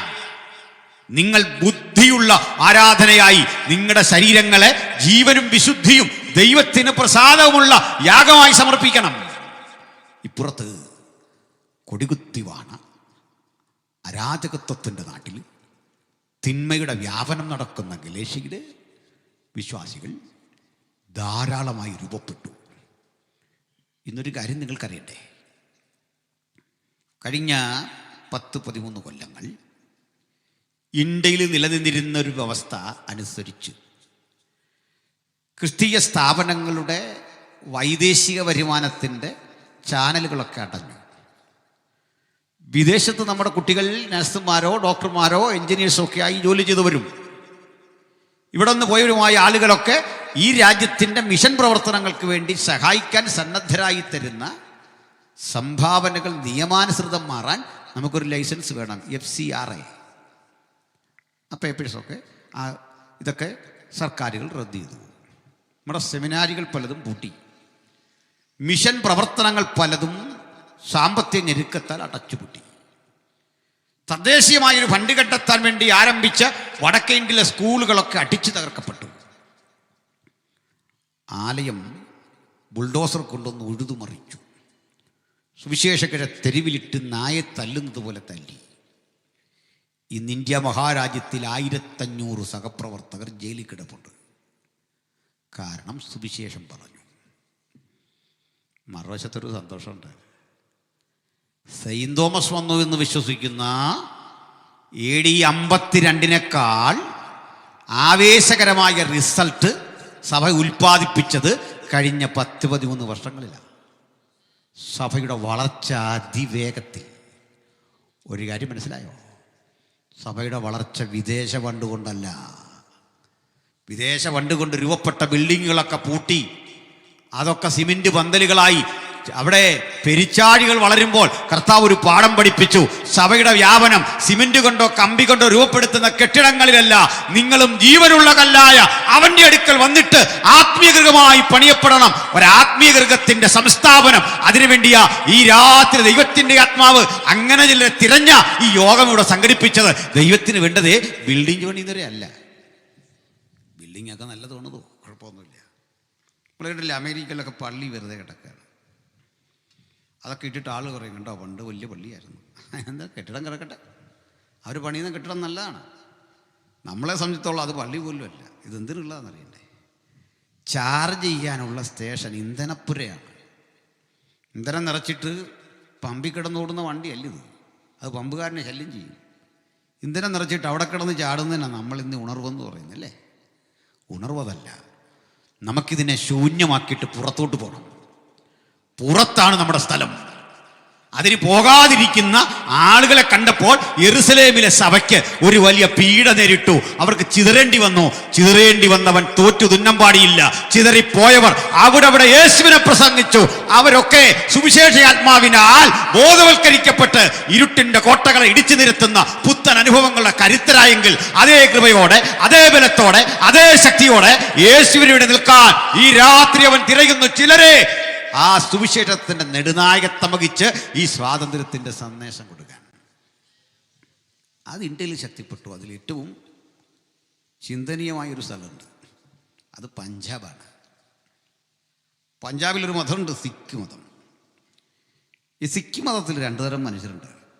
ഒന്ന് നമ്മുടെ മൻമോഹൻജിയെ പോലൊക്കെയുള്ള വലിയ ഉന്നതരായ മനുഷ്യർ, ഒരു കാസ്റ്റ് പോലെ സിസ്റ്റം ഉണ്ട് അവിടെ. ബാക്കിയൊക്കെ സിംഗ് എന്നൊക്കെ പേരുണ്ടെങ്കിലും സാധുക്കളാണ്. ഇവർ തമ്മിൽ സഹകരണമൊന്നുമില്ല, മതമൊക്കെ ഒന്നാണ്. പക്ഷെ പ്രശ്നം ഈ ഇല്ലായ്മക്കാരെങ്കിലും ഈ സിഖുകാർ വലിയ ധീരന്മാരാണ്, ശക്തരാണ്. ഭയം എന്താണെന്ന് അവർക്കറിയില്ല. അടിക്കടി ഭയങ്കര കരുത്തരാണ്, അതിശക്തരാണ്, നല്ല ശാരീരിക ക്ഷമതയാണ്. താടിയും തലപ്പാവൊക്കെ വെച്ചാൽ ഇത്തരം. അതിൽ ഈ സർദാർജിമാരെന്നറിയപ്പെടുന്നവരാണ് ഹൈ ക്ലാസ്. ബാക്കി ആളുകൾ സാധാരണ മനുഷ്യരെ, പക്ഷേ തൊട്ട കളി മാറും. അവർ ഈ തോക്കൊക്കെ കൊണ്ടു നടക്കുന്നത് അനായാസനെയാണ്. പഞ്ചാബിൽ ഒരു കാലത്ത് യാത്ര ചെയ്താൽ ചെറിയ ഷോപ്പുകൾ എഴുതി വെച്ചിട്ടുണ്ട്, തോക്ക് വിൽക്കപ്പെടും. ലൈസൻസ് ഒന്നും വേണ്ട, അത് മേടിച്ചുകൊണ്ട് പോരുക. വണ്ടിക്കഴിഞ്ഞ് ഇത് വെച്ചങ്ങ് കാച്ചു, അത്രേ ഉള്ളൂ. ഇത്തരം ഭീകരന്മാരെ ഒതുങ്ങുന്നില്ല. പക്ഷെ അവിടെ ഒരു ഭീകരനായ മനുഷ്യൻ സുവിശേഷം കേട്ട് രക്ഷിക്കപ്പെട്ടു. നാട്ടിൽ വന്ന് പഠിച്ചു, ഭയങ്കര ക്ഷമാശീലനായി. ഇവിടെ പഞ്ചാബിലെ ഭീകരൻ രക്ഷിക്കപ്പെട്ട കഥ പറയുന്ന എനിക്ക് നിന്നെ ഒതുക്കാൻ ഒരു ബുദ്ധിമുട്ടുമില്ല. മനസ്സിലായോ? ശ്രദ്ധിച്ചിരി. അപ്പോൾ ഈ ഇങ്ങനെ രക്ഷിക്കപ്പെട്ടു വന്ന് തിരിച്ച് നാട്ടിൽ ചെന്നൊരു ചർച്ച് പ്ലാൻ ചെയ്തു. അപ്പോൾ അവർക്ക് ഗുരുദ്വാരകൾ എന്നൊരു സംവിധാനമുണ്ട്. അവിടെ ഭക്ഷണമൊക്കെ സൗജന്യമാണ്, നല്ല ഫുഡ് ആർക്കും കഴിക്കാം. വലിയ വലിയ മനുഷ്യരൊക്കെ ഗുരുദ്വാരയിൽ നിന്ന് കഴിക്കാം, അത്ര ശുചിത്വമുള്ള ഭക്ഷണമാണ്. അപ്പോൾ ഇവരെ ഗുരുദ്വാരക്കടുത്ത് പ്രാർത്ഥന ആരംഭിച്ചു. പഴയ മതത്തിൽപ്പെട്ടവർ ഇതൊക്കെ ഇങ്ങനെ വന്ന് നോക്കുമ്പോൾ ഒരു ഭീകരന് വന്ന മാറ്റം. ആ പോലീസ് സ്റ്റേഷൻ റിപ്പോർട്ട് ചെയ്തു, ഈ തല്ലിപ്പുലി മനുഷ്യരൊക്കെ മാറിയിരിക്കുന്നു, ഇവർക്ക് ഒത്തിരി മാറ്റം. എന്ത് പറ്റിയെന്നൊക്കെ അറിയണ്ടേ? അങ്ങനെയാണെങ്കിൽ പാസ്റ്റർമാരവിടെ പ്രവർത്തിച്ചോട്ടെ. കേന്ദ്ര സർക്കാർ സമ്മതം മൂളി. മനസ്സിലായില്ലേ? 10 കൊല്ലം മുമ്പ് നടന്ന കഥയാ. നമ്മളെയൊക്കെ ഇങ്ങനെ അഴിച്ചുവിട്ടാനുള്ള സ്ഥിതി അറിയാം എന്താണ്. പ്രവർത്തിക്കരുതെന്ന് പറഞ്ഞിട്ട് ഇത്രയും പ്രവർത്തിച്ചു. പഞ്ചാബിൽ ഇന്നത്തെ അവസ്ഥ, ഗുരുദ്വാരകളൊക്കെ അടഞ്ഞു. പഴയ പോലെ ഫുഡ് ഒന്നും ഉണ്ടാക്കുന്നില്ല, ആളില്ല കഴിക്കാൻ. ആളുകളിൽ വമ്പിച്ചൊരു ജനാവലി യേശുവിനെ രക്ഷകനായി സ്വീകരിച്ചു. ഉണർവിൻ്റെ താപജാലകൾ ആളിക്കത്തുന്ന ഇടമായി ഇന്ത്യയിൽ പഞ്ചാബ് മാറി. പഞ്ചാബ് ഒരു കാലത്ത് അടയാളപ്പെടുത്തിയത് ഭീകരതയുടെ നാടായിട്ടാണ്. ഇന്ദിരാഗാന്ധിയുടെ വധവും സുവർണക്ഷേത്ര സംഭവങ്ങളും ഇന്ദ്രൻ ബാലയെ പോലുള്ള ആളുകളുടെ ചരിത്രം ഉറങ്ങുന്ന മണ്ണില് സുവിശേഷം അതിൻ്റെ അതിശക്തമായ സ്വാധീനം അവിടെ ഉറപ്പിച്ചു കഴിഞ്ഞപ്പോൾ തോക്കിന് വിലയില്ലെന്ന്, ചോരച്ചൊരിച്ചിലില്ല. ഇതൊക്കെ ആണെങ്കിലും ഒരു കാര്യമുണ്ട്, അത് ബീഹാറിലും ഛത്തീസ്ഗഡിലും നടക്കുന്നില്ല. ഇവരെ തല്ലത്തൊന്നുമില്ല ആരും. അതല്ലാതെയെന്ന് പറയാം. തല്ലാത്തതിനെ പഴയ ഓർമ്മയുണ്ടോ? ഒരുത്തൻ വയലൻ്റായ കളി മാറും. പഴയ ആ പേടി, ആ പഴയ ഭയം കിടപ്പുണ്ട്. ഇത് ആരാന്നാ വിചാരം? എൻ്റെ നാട്ടിൽ ഒരു ചങ്ങാതി ഉണ്ടാകും, സർക്കിളിൻ്റെ കൈ തല്ലിയൊടിച്ച മനുഷ്യനാണ്. അതുപോലത്തെ ഒരു വലിയ ഗുണ്ടാപ്പണി. ഒരു ദിവസം സുവിശേഷം കേട്ട് രക്ഷിക്കപ്പെട്ടു. അദ്ദേഹം അന്നത്തെ ആവേശത്തിൽ എന്നെ വിളിച്ച് പരസ്യവും നടത്താൻ ചെന്നു. ഞാൻ ചെല്ലുമ്പോൾ ഇദ്ദേഹം ഈ ആവേശം കയറി, ഇങ്ങനെ ഒരു ആവേശക്കാരൻ കൂടെ ഉണ്ട്, വലിയ പാടാട്ടോ. പുള്ളി കയറി അടിച്ച് തകർക്കുകയും കുറേ അങ്ങ് സംസാരിക്കുക. കുറേ പേര് തല്ലാൻ വന്നു. തല്ലാനിങ്ങോട്ട് വരുമ്പോൾ ഇയാളിനെ കാണുക തിരിച്ചങ്ങ് പോവാ. അപ്പം ഞാൻ നീ കണ്ടോ, തിരിച്ചു പോകുന്നുണ്ടോ, നീ വയലൻ്റ് ആവുമെന്ന് ചോദിച്ചു. ഇല്ല. ഞാനവനെ ഇങ്ങനെ നിർത്തിച്ച് പറഞ്ഞോ, ഇതാണ് വന്ന മാറ്റം, നിങ്ങൾ തല്ലിക്കോ, അവനെ തല്ലിയിട്ട് പോയാൽ മതി, വന്നല്ലേ. ഇവൻ ഇന്ന് തിരിച്ച് തല്ലിയല്ല. തല്ലാത്തിൻ്റെ കാരണം അവൻ പഠിച്ച സുവിശേഷത്തിൻ്റെ ശക്തിയാണ് ക്ഷമ. അതെവിടെ വരെ അന്നറിയണ്ടേ? ക്രൂശിലെ മരണത്തോളം അത്രയും ക്ഷമിക്കാൻ കഴിയുന്ന ക്ഷമയുടെ ആഴമാണ് സുവിശേഷത്തിൻ്റെ ശക്തി. ഹല്ലേലൂയ. അത് ലോകത്തെ പഠിപ്പിച്ചു ഈ മാർഗത്തിൻ്റെ ചൈതന്യം. ഇനി ആത്മാവിലെ ആ സ്വാതന്ത്ര്യത്തിലേക്ക് ഞാൻ നേരെ വരിക. പ്രിയപ്പെട്ടവരെ, നമുക്കിന്നറിയാം, ആധ്യാത്മികതയുമായി ബന്ധപ്പെട്ട് മനുഷ്യൻ്റെ ഉള്ളിൽ ഇതുവരെ ഒന്നും കാണാത്ത വല്ലാത്ത മുറിപ്പാടുകൾ നിങ്ങൾ ഉണ്ടോ? നമ്മളിപ്പോൾ ഒരു യോഗം നടത്തുക, നമ്മളെന്തോ വലിയ തെറ്റ് ചെയ്യാൻ ചെയ്തിരിക്കുന്ന പോലെ ആളുകൾ കാണുക. വഴിയൂടെ പോകുന്നൊരു സുവിശേഷകനെ തടഞ്ഞു നിർത്തിയിട്ട് ഇയാളിനി അരി വാങ്ങാൻ പോകണോ റേഷൻ മേടിക്കാൻ പോകണോ എന്നൊന്നും അറിയണ്ട, മതപരിവർത്തനം തടയുക. അതൊക്കെ വഴിയെ പോകാൻ വയ്യ. അതാ അലഹബാദ് ഹൈക്കോടതി വെച്ച് ഈ ബൈബിൾ കൊണ്ടുപോകാൻ എന്താ തടസ്സം? നമ്മൾ എങ്ങോട്ട് പോയാലും വിശ്വാസിയുടെ ഫിറ്റിച്ചാലും പ്രശ്നം. നമ്മുടെ കയ്യിൽ ബോംബുണ്ടോ? നമ്മുടെ കയ്യിൽ ആയുധമുണ്ടോ? ഇതൊന്നുമില്ല. ഇത്ര വെറുപ്പോടെ, ഇത്ര നികൃഷ്ടമായി നമ്മെ കണ്ട് ഒരു മനുഷ്യന്റെ വില പോലും കൽപ്പിക്കാത്ത വിധത്തിൽ യേശുവിൻ്റെ അനുഗാമികളെ ചെറുതാക്കി കാണിക്കുമ്പോൾ നിങ്ങൾക്ക് ദുഃഖമൊന്നും വേണ്ട. ഇത് നമ്മുടെ ഗുരു പഠിപ്പിച്ചതാണ്. ഞാനതിനൊരു വസ്തുത പറയാം. നമ്മുടെ ഇലക്ഷൻ കഴിഞ്ഞു. ഈ ഇലക്ഷനിൽ സ്ഥാനാർത്ഥികൾ നമ്മോട് ഒന്ന് പറഞ്ഞ കാര്യങ്ങളുണ്ട്. എന്തൊക്കെയാണ്? ലൈറ്റ്, റോഡ്, വെള്ളം, വെളിച്ചം, ഇതൊക്കെയല്ലേ? കാർഡ് BPL ആക്കാവുന്നു, ഇതൊക്കെയല്ലേ പറഞ്ഞേ? കഴിഞ്ഞ തവണ ഇത് പറഞ്ഞു. ഇവർ വരുമ്പോൾ നമ്മളെന്താ പറയുന്നത്? ഈ വാഗ്ദാനമേ ഉള്ളൂ, പിന്നൊന്നുമില്ല. ഇത് ചുമ്മാ പറയുന്ന.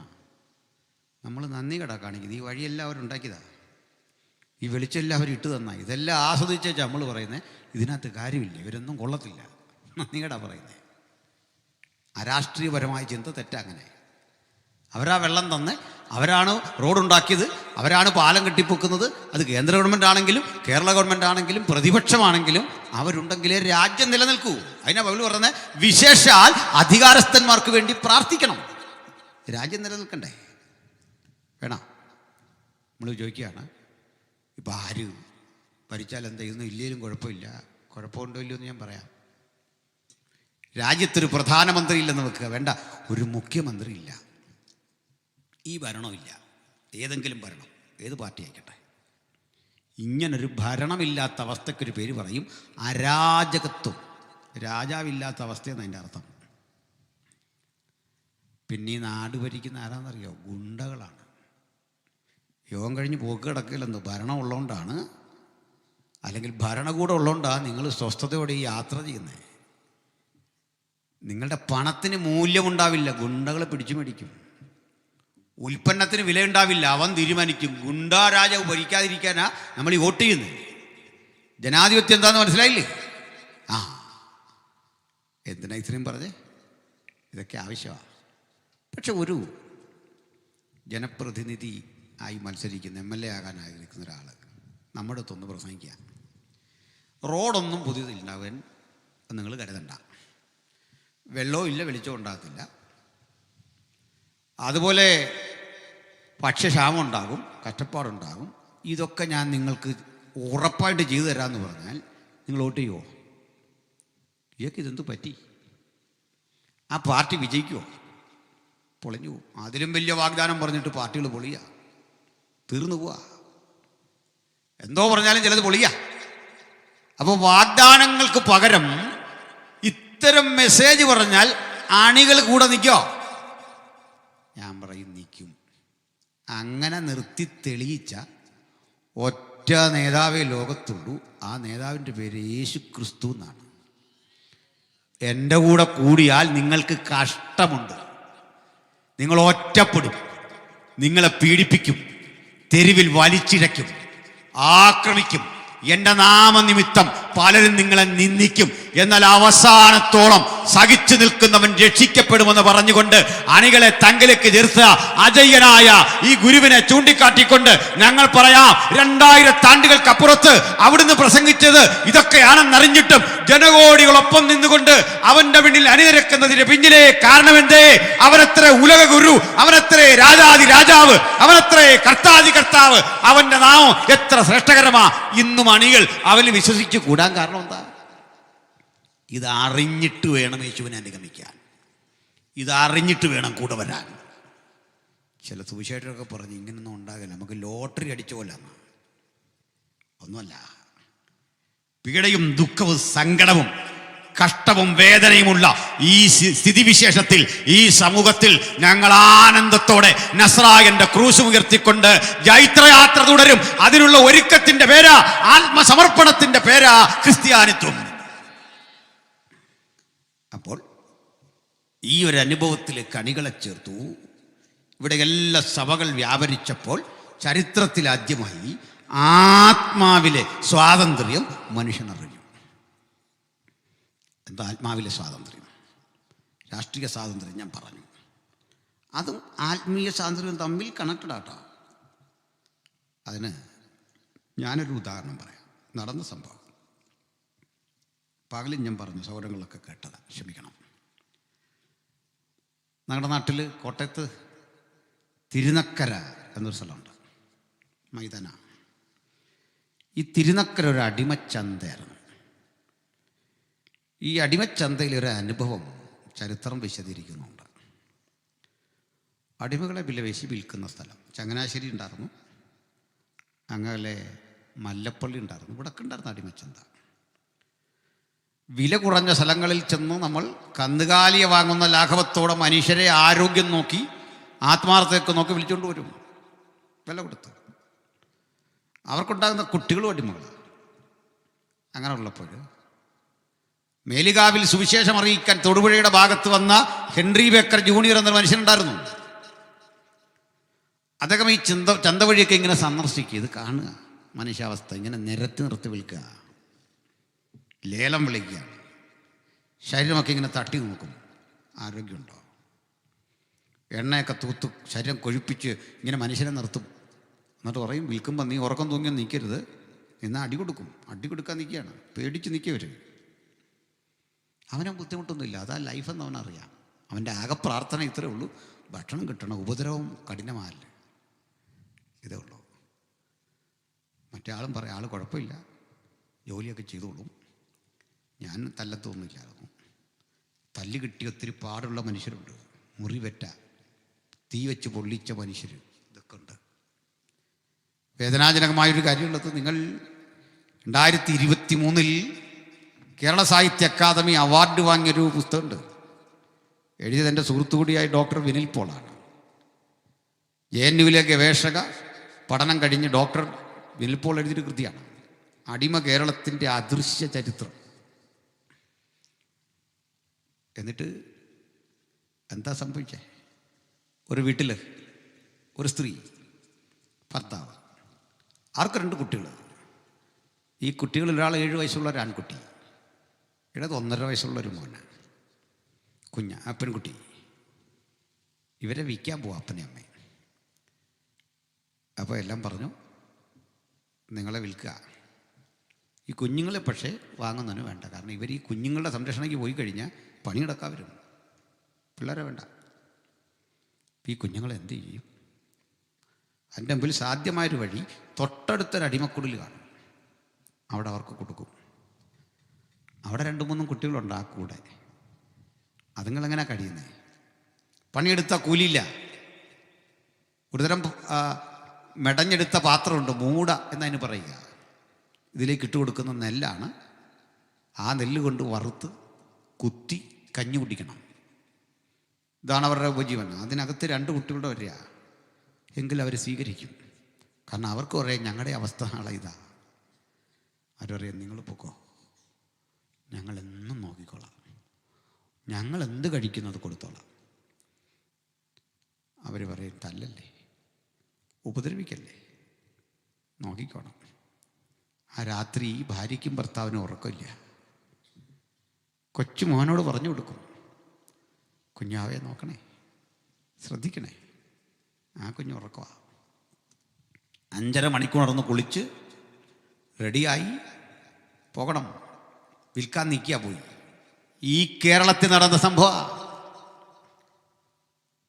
രാവിലെ ഉണർന്നമ്മ ഈ കൊച്ചു കുഞ്ഞിനെ 5.5 മണിക്കൊന്നും എണ്ണിക്കുകയല്ലോ, അതിനെ തട്ടി ഉണർത്തി വൃത്തിയാക്കി അതിവിടെയും കുളിപ്പിച്ചന്നു. 5.5 മണിക്ക് കുളിച്ചാലുള്ള സ്ഥിതി ഓർത്തി കുഞ്ഞ് കരയാ. കുളിപ്പിച്ചെന്തിനാന്നറിയണ്ടേ? അമ്മയുടെ ഒരു ആഗ്രഹമാണ്, ഇനി കുളിപ്പിക്കാൻ നിന്നെ കൈ കിട്ടത്തില്ല, പാല് കുട്ടുക. അത് പാല് കുടിച്ച് തണുത്ത് അമ്മയുടെ ഒക്കം ചേർന്ന് ഉറങ്ങുക. പാല് കൊടുത്തിട്ട് മതി വരാതെ വീണ്ടും അതിന് പാല് കുട്ടിക്കൊണ്ടിരിക്കുക. കൊടുക്ക ഒരു വിധം ഇതിനെ കുഞ്ഞാവെ നോക്കണേന്ന് മോനെ പറഞ്ഞു. അവൻ അത്യാവശ്യം അറിയാൻ കാര്യങ്ങൾ. ദുഃഖത്തോടെ അത് കരയാതെ നിൽക്കുക. അമ്മ പോകുന്നു കാണുമ്പോൾ അതിന് വിങ്ങിപ്പൊട്ടുന്നുണ്ട്. കരയില്ല, കരയില്ല. അപ്പനും അമ്മയ്ക്കും പോലും കരയാൻ അനുവാദമില്ല.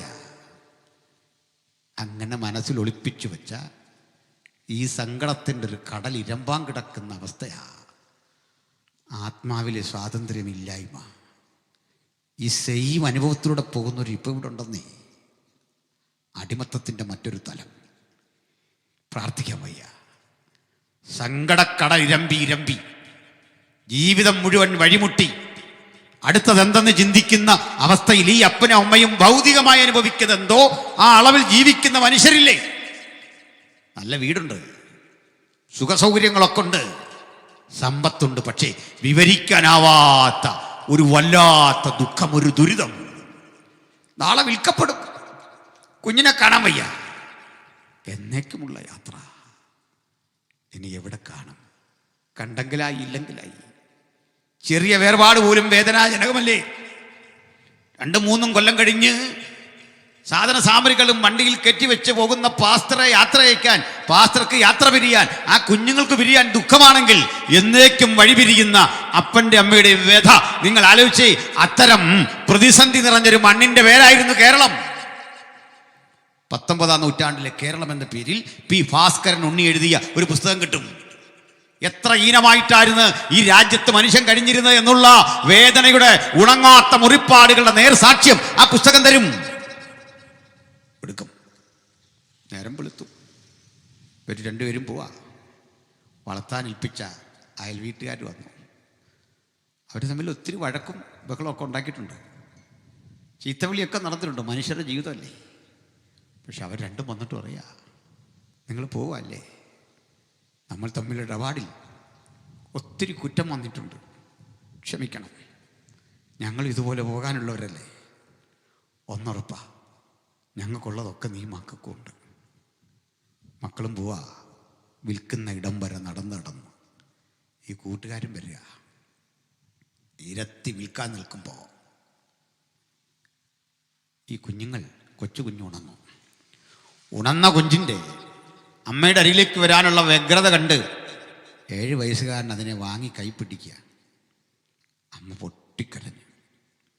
പെൺ പൊട്ടിക്കരഞ്ഞ് വിട പറയാൻ ഒരുമ്പിടുമ്പോൾ ഈ ഉടമ വന്നിട്ട് പറയുക, ഇനി മുതൽ നിൻ്റെ യജമാനൻ ഇതാ, അനുസരിച്ചൊക്കെ പൊക്കോണം. എന്നിട്ട് കരം കൊടുത്ത് അടിമയെ പിടിച്ചങ്ങോട്ട് കൊടുക്കും.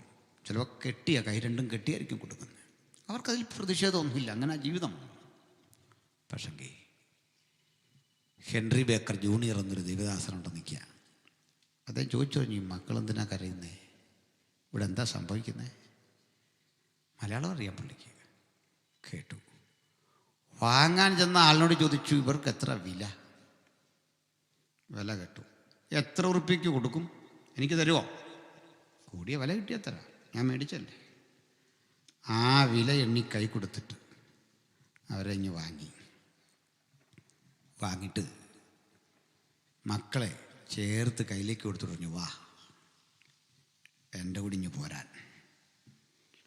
പോരുമ്പോൾ നല്ല കയ്യിലെ വിലപിടിപ്പുള്ള സോപ്പും ചീപ്പും കണ്ണാടിയൊക്കെ കൊടുത്തപ്പോൾ അവരാദ്യം കാണാം ഇതൊക്കെ. അവർ ചോദിച്ചു, ഞങ്ങൾക്ക് ഇതൊക്കെ ഉപയോഗിക്കാൻ ഒക്കില്ല, വസ്ത്രം ധരിക്കാൻ ഒക്കില്ല. ഹെൻറി ബേക്കർ പറഞ്ഞു, ഇന്നലെ വരെ നിങ്ങൾ മറ്റാരുടെയോ സ്വന്തമായിരുന്നല്ലോ, ഇന്നു മുതൽ എൻ്റെ അല്ലേ. എൻ്റെ ഉടമസ്ഥതയിൽപ്പെട്ട ആൾ എങ്ങനെ ജീവിക്കുമെന്ന് ഞാൻ തീരുമാനിക്കും, ആരും തടയല്ല, വരാൻ പറഞ്ഞു. അടിമയെ വസ്ത്രം ധരിപ്പിച്ച് അവനെ സോപ്പ് കൊടുത്ത് കുളിപ്പിച്ച് അവന് പോഷകാഹാരം കൊടുത്ത് അവനെ ശക്തിപ്പെടുത്തി ഈ തലമുറയൊക്കെ ആരായി മാറിയെന്ന് എനിക്ക് വിശദീകരിക്കാൻ നേരം പോരാ. എന്തിനാ ഇത് പറഞ്ഞേ? ഈ മാറ്റത്തിൻ്റെ സന്ദേശം ഈ കേരളക്കരയ്ക്ക് ഞങ്ങൾ നൽകിയിട്ടുണ്ട്, സത്യമാ. പക്ഷെ ഇന്നതിനെക്കുറിച്ച് പഠിപ്പിക്കുന്നത് എങ്ങനെ? മതം മാറി, പാൽപ്പൊടി കഴിച്ചു, ഭക്ഷണം കഴിച്ചു, ഇതെന്തിനാ ഇതൊക്കെ കഴിക്കേണ്ടി വന്നതെന്നുള്ള സത്യം നിങ്ങൾക്ക് മനസ്സിലായില്ലേ? ഈ അവസ്ഥയിൽ നിന്ന് മനുഷ്യരാശിയെ പിടിച്ചെടുത്ത് സ്വാതന്ത്ര്യത്തിന്റെ പുത്തൻ ലോകത്തിലേക്ക് അവനെ കൊണ്ടെത്തിച്ച പ്രക്രിയ, സുവിശേഷത്തിന്റെ വിമോചനം, ആ വിളംബരത്തിനും ആണ് ഞങ്ങൾ ഇന്ന് ആവർത്തിക്കുന്നത്. സ്വാതന്ത്ര്യത്തിനായി ക്രിസ്തു നിങ്ങളെ സ്വതന്ത്രരാക്കി. അടിമ നുഖത്തിൽ ഇനി കുടുങ്ങിപ്പോകരുത്, അതിൽ ഉറച്ചു നിൽക്കണം. ആ ഉറപ്പ് നഷ്ടപ്പെട്ട ചിലരൊക്കെ മടങ്ങിപ്പോകുമ്പോൾ, എന്തൊക്കെയോ പ്രതീക്ഷകളുടെ വഴിത്താരയിലൂടെ തിരിച്ചു പോകുമ്പോൾ മാറി നിന്ന് ജയമെടുക്കുന്ന ദൈവത്തിന്റെ പൈതങ്ങൾ തിരിച്ചറിയണം, ജീവിക്കുന്നതും മരിക്കുന്നതും യേശുവിന് വേണ്ടിയാ, നിലനിൽക്കുന്ന യേശുവിന് വേണ്ടിയാ, ഈ ശരീരം യേശുവിന് വേണ്ടിയാ. വിലയും നിലയുമില്ലാത്ത എനിക്ക്, വിലയും നിലയുമില്ലാത്ത നിനക്ക് പദവി തന്നവൻ, സ്വീകരിച്ചവൻ, ഉൾക്കൊണ്ടവൻ, വീണ്ടെടുത്തവൻ ഈ നസ്രായനായ യേശുവിനെയും അവിടുത്തെ വീണ്ടെടുപ്പിനും പ്രക്രിയയെയും ഈ രാത്രി വിമോചനത്തിന്റെ സന്ദേശമായി ചൂണ്ടിക്കാണിച്ചുകൊണ്ട് ഞങ്ങൾ ആവർത്തിക്കുന്നു. അവന്റെ പുത്രനായ യേശുവിന്റെ രക്തം സകല പാപവും പോക്കി നമ്മെ ശുദ്ധീകരിക്കുന്നു. അത് ബന്ധനങ്ങളെ തകർക്കുന്നു, അത് ഇരുട്ടിന്റെ കോട്ടകളെ തകർക്കുന്നു. ഇതാ സുവിശേഷത്തിന്റെ സന്ദേശം. അതൊരു ദേശത്ത് ഇരുട്ടിന്റെ ആത്മാക്കളെ ചെറുക്കും, പൈശാചികമായ മണ്ഡലങ്ങളെ തകർക്കും. സുവിശേഷം ഉള്ളിടത്ത് ഇരുട്ടിന് വാഴുവാൻ സാധിക്കില്ല, അത് വെളിച്ചമാണ്. സുവിശേഷമുള്ള ഇടത്ത് ദുർമന്ത്രവാദങ്ങൾക്ക് നിലനിൽക്കാൻ കഴിയുകയില്ല, അത്തരം ആശയങ്ങൾക്ക് നിലനിൽക്കാൻ കഴിയുകയില്ല, മരണത്തിന്റെ ആശയങ്ങൾക്ക് നിലനിൽക്കാൻ കഴിയുകയില്ല. പക്ഷെ ചിലപ്പോഴൊക്കെ അത്തരം പ്രതിലോമ ശക്തികൾ ഉയരാൻ കാരണം എന്തെന്നറിയാമോ? നിങ്ങളുടെ പ്രാർത്ഥന കുറയുന്നിടത്ത്, ആരാധന കുറയുന്നിടത്തത്, ആത്മാവിലെ മുഴങ്കാൽ യുദ്ധം കുറയുന്നിടത്ത് ചിലപ്പോഴൊക്കെ പരാജയം വരും. തിരിച്ചു പിടിക്കാൻ ഒറ്റ വഴി, അത് മുഴങ്കാലിൽ പ്രാർത്ഥിക്കുക, ദേശത്തെ മുഴുവൻ ഏൽപ്പിച്ച് പ്രാർത്ഥിക്കുക, ഈ ടെറിട്ടറി മുഴുവൻ ഏൽപ്പിച്ച് പ്രാർത്ഥിക്കുക.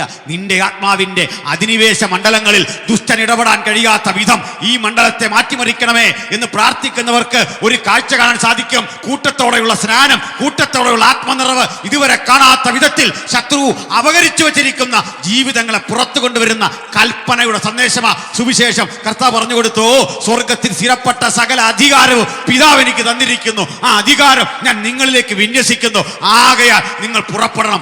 ആരുടെ പക്കൽ ഈ അധികാരമുണ്ട്? അധികാരം ഏറ്റെടുത്തിട്ട് പറയാ, എനിക്ക് അധികാരം തന്നവൻ അങ്ങാണെങ്കിൽ ഞാനിതാ ഈ ബലത്തോടെ പുറപ്പെടുന്നു. എന്താ അധികാരം കിട്ടിയാലുള്ള പ്രത്യേകത? നമ്മൾ കണ്ടിട്ടില്ലേ? ഈ റോഡ് പണിയൊക്കെ നടക്കുമ്പോൾ ആ കരാറെടുത്ത ആൾ നമ്മളെ വണ്ടിയൊക്കെ അതിലേ പോകാൻ അനുവദിക്കും. തൽക്കാലത്തേക്ക് അവിടെ ഒരു ഭായിയെ നിർത്തും. എന്തിനാ? പച്ചക്കൊടിയും ചുമന്ന കൊടിയൊക്കെ കൊടുത്തോടെ നിർത്തും. അവനിങ്ങനെ കൊടി കാണിക്കുമ്പോൾ നമ്മൾ നിർത്തും. എന്താ നിൽക്കാൻ കാരണം? അവൻ ഗസറ്റ് റാങ്കി പോസ്റ്റിംഗ് ഉള്ള ആളൊന്നും ആയിട്ടല്ല.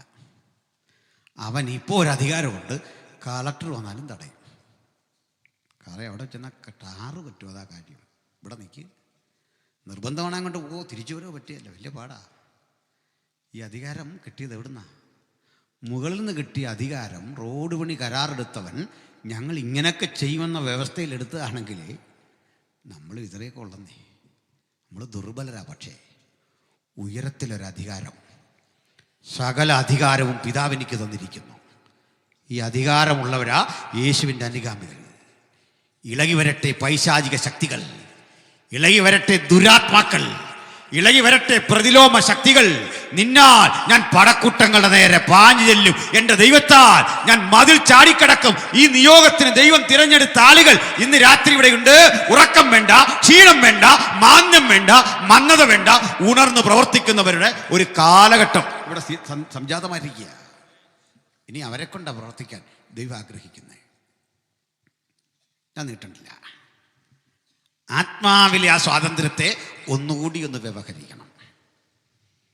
ഇന്ത്യയിൽ രേഖാമൂലമുള്ള ആദ്യത്തെ മതപരിവർത്തനം, ആ പേര് ഉപയോഗിക്കാം, നടന്നത് 1854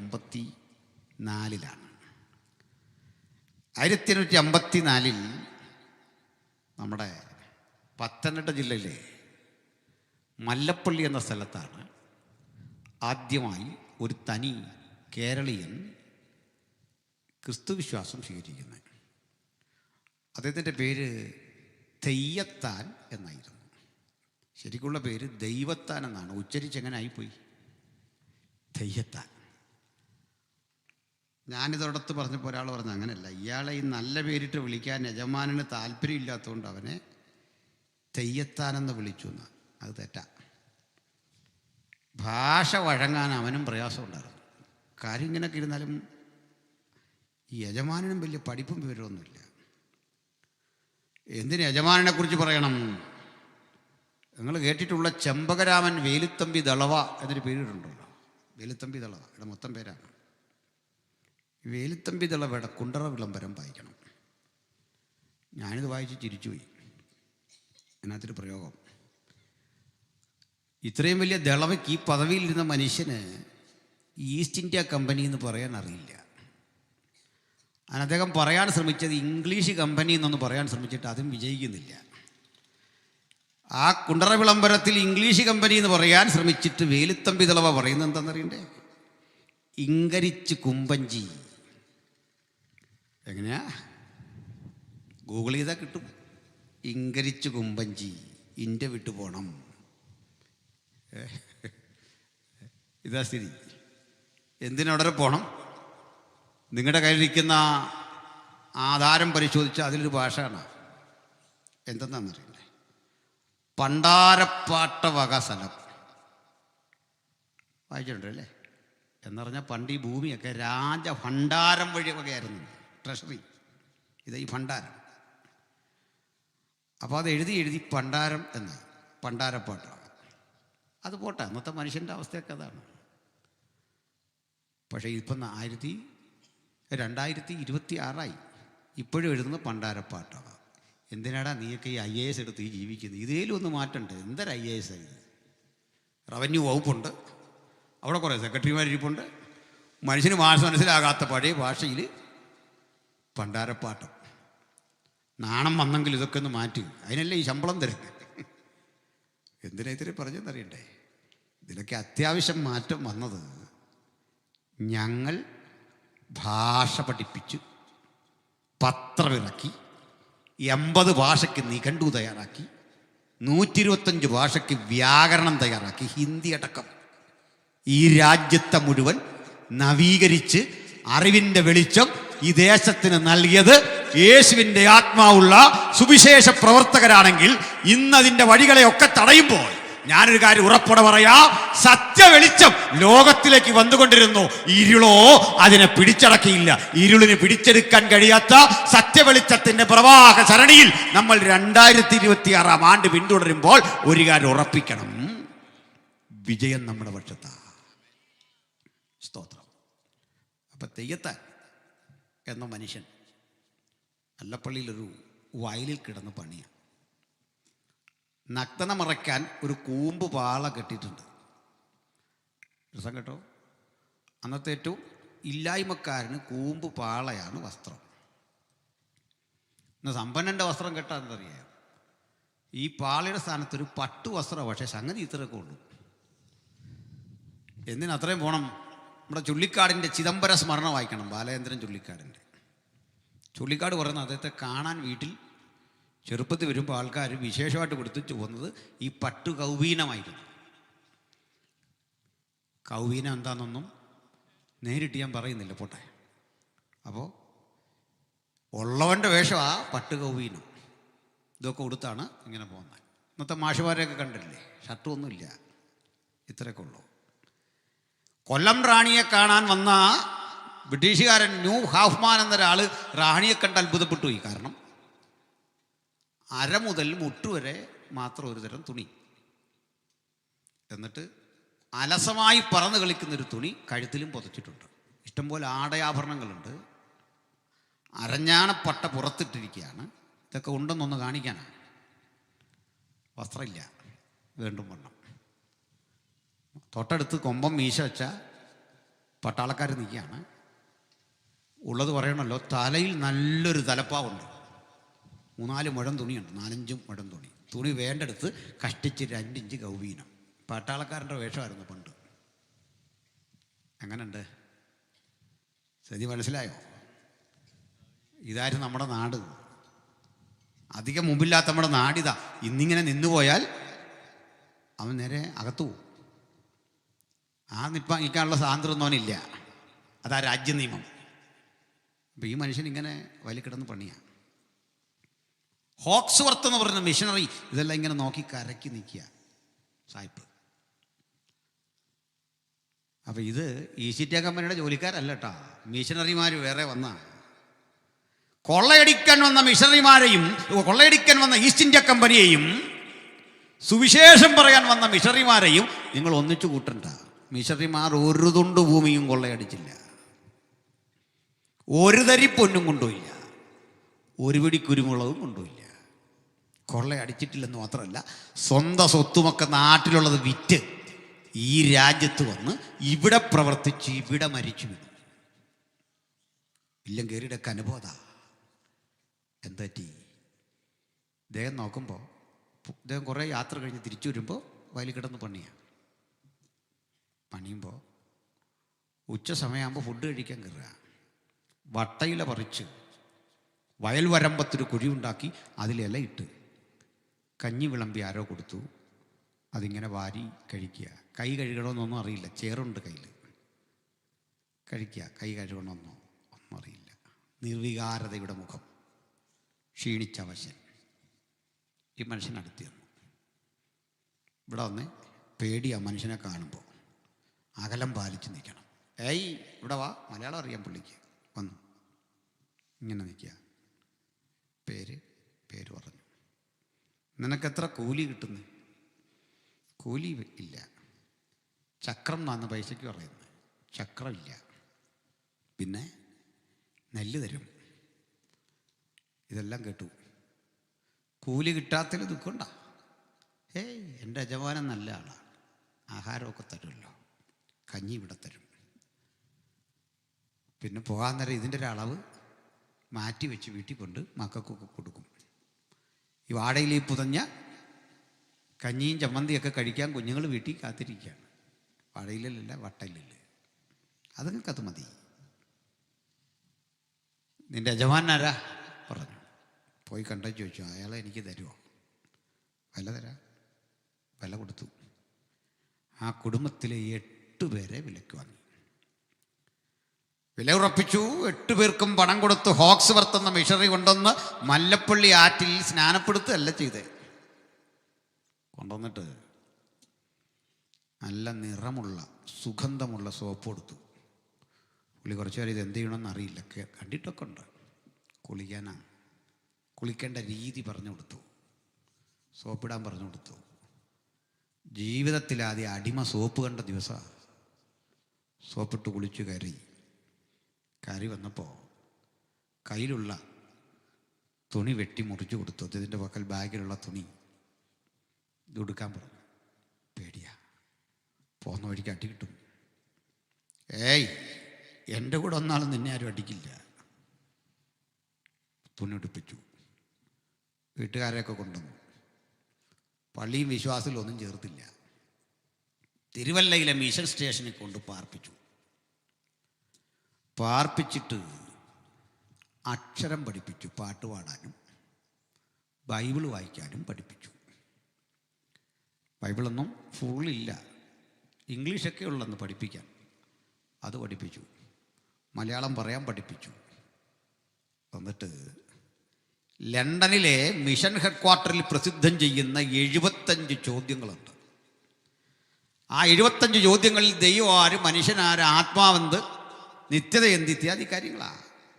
പ്രാർത്ഥിക്കുന്ന എങ്ങനെ, ഈ 75 ചോദ്യത്തിന് ഒറ്റ കൊല്ലം പഠിച്ച് മറുപടി പറയണം. ജോലിയൊക്കെ ഉണ്ട്. ഈ ഒരു കൊല്ലം പഠിച്ചു കഴിഞ്ഞപ്പോഴാണ് 1854 സെപ്റ്റംബർ മാസം 10-ാം തീയതി 8 പേരെ നിരത്തി നിർത്തി മിഷണറി സ്നാനം കൊടുത്തു. ഇതാദ്യത്തെ മതപരിവർത്തനമായി ചരിത്രരേഖകളിൽ കാണുന്നത്. മനസ്സിലായോ?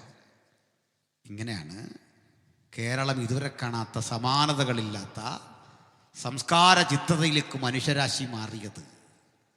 ആ സ്വാതന്ത്ര്യത്തിൻ്റെ സകലവിധ ആനുകൂല്യങ്ങളും മൃഗിച്ചിട്ട് ആസ്വദിച്ചിട്ട് ഈ സുവിശേഷത്തെ മനുഷ്യൻ എന്തുകൊണ്ട് വെറുക്കുന്നു എന്ന് നിങ്ങൾക്കറിയണ്ടേ? ഒന്നും ചരിത്രാവബോധമില്ല.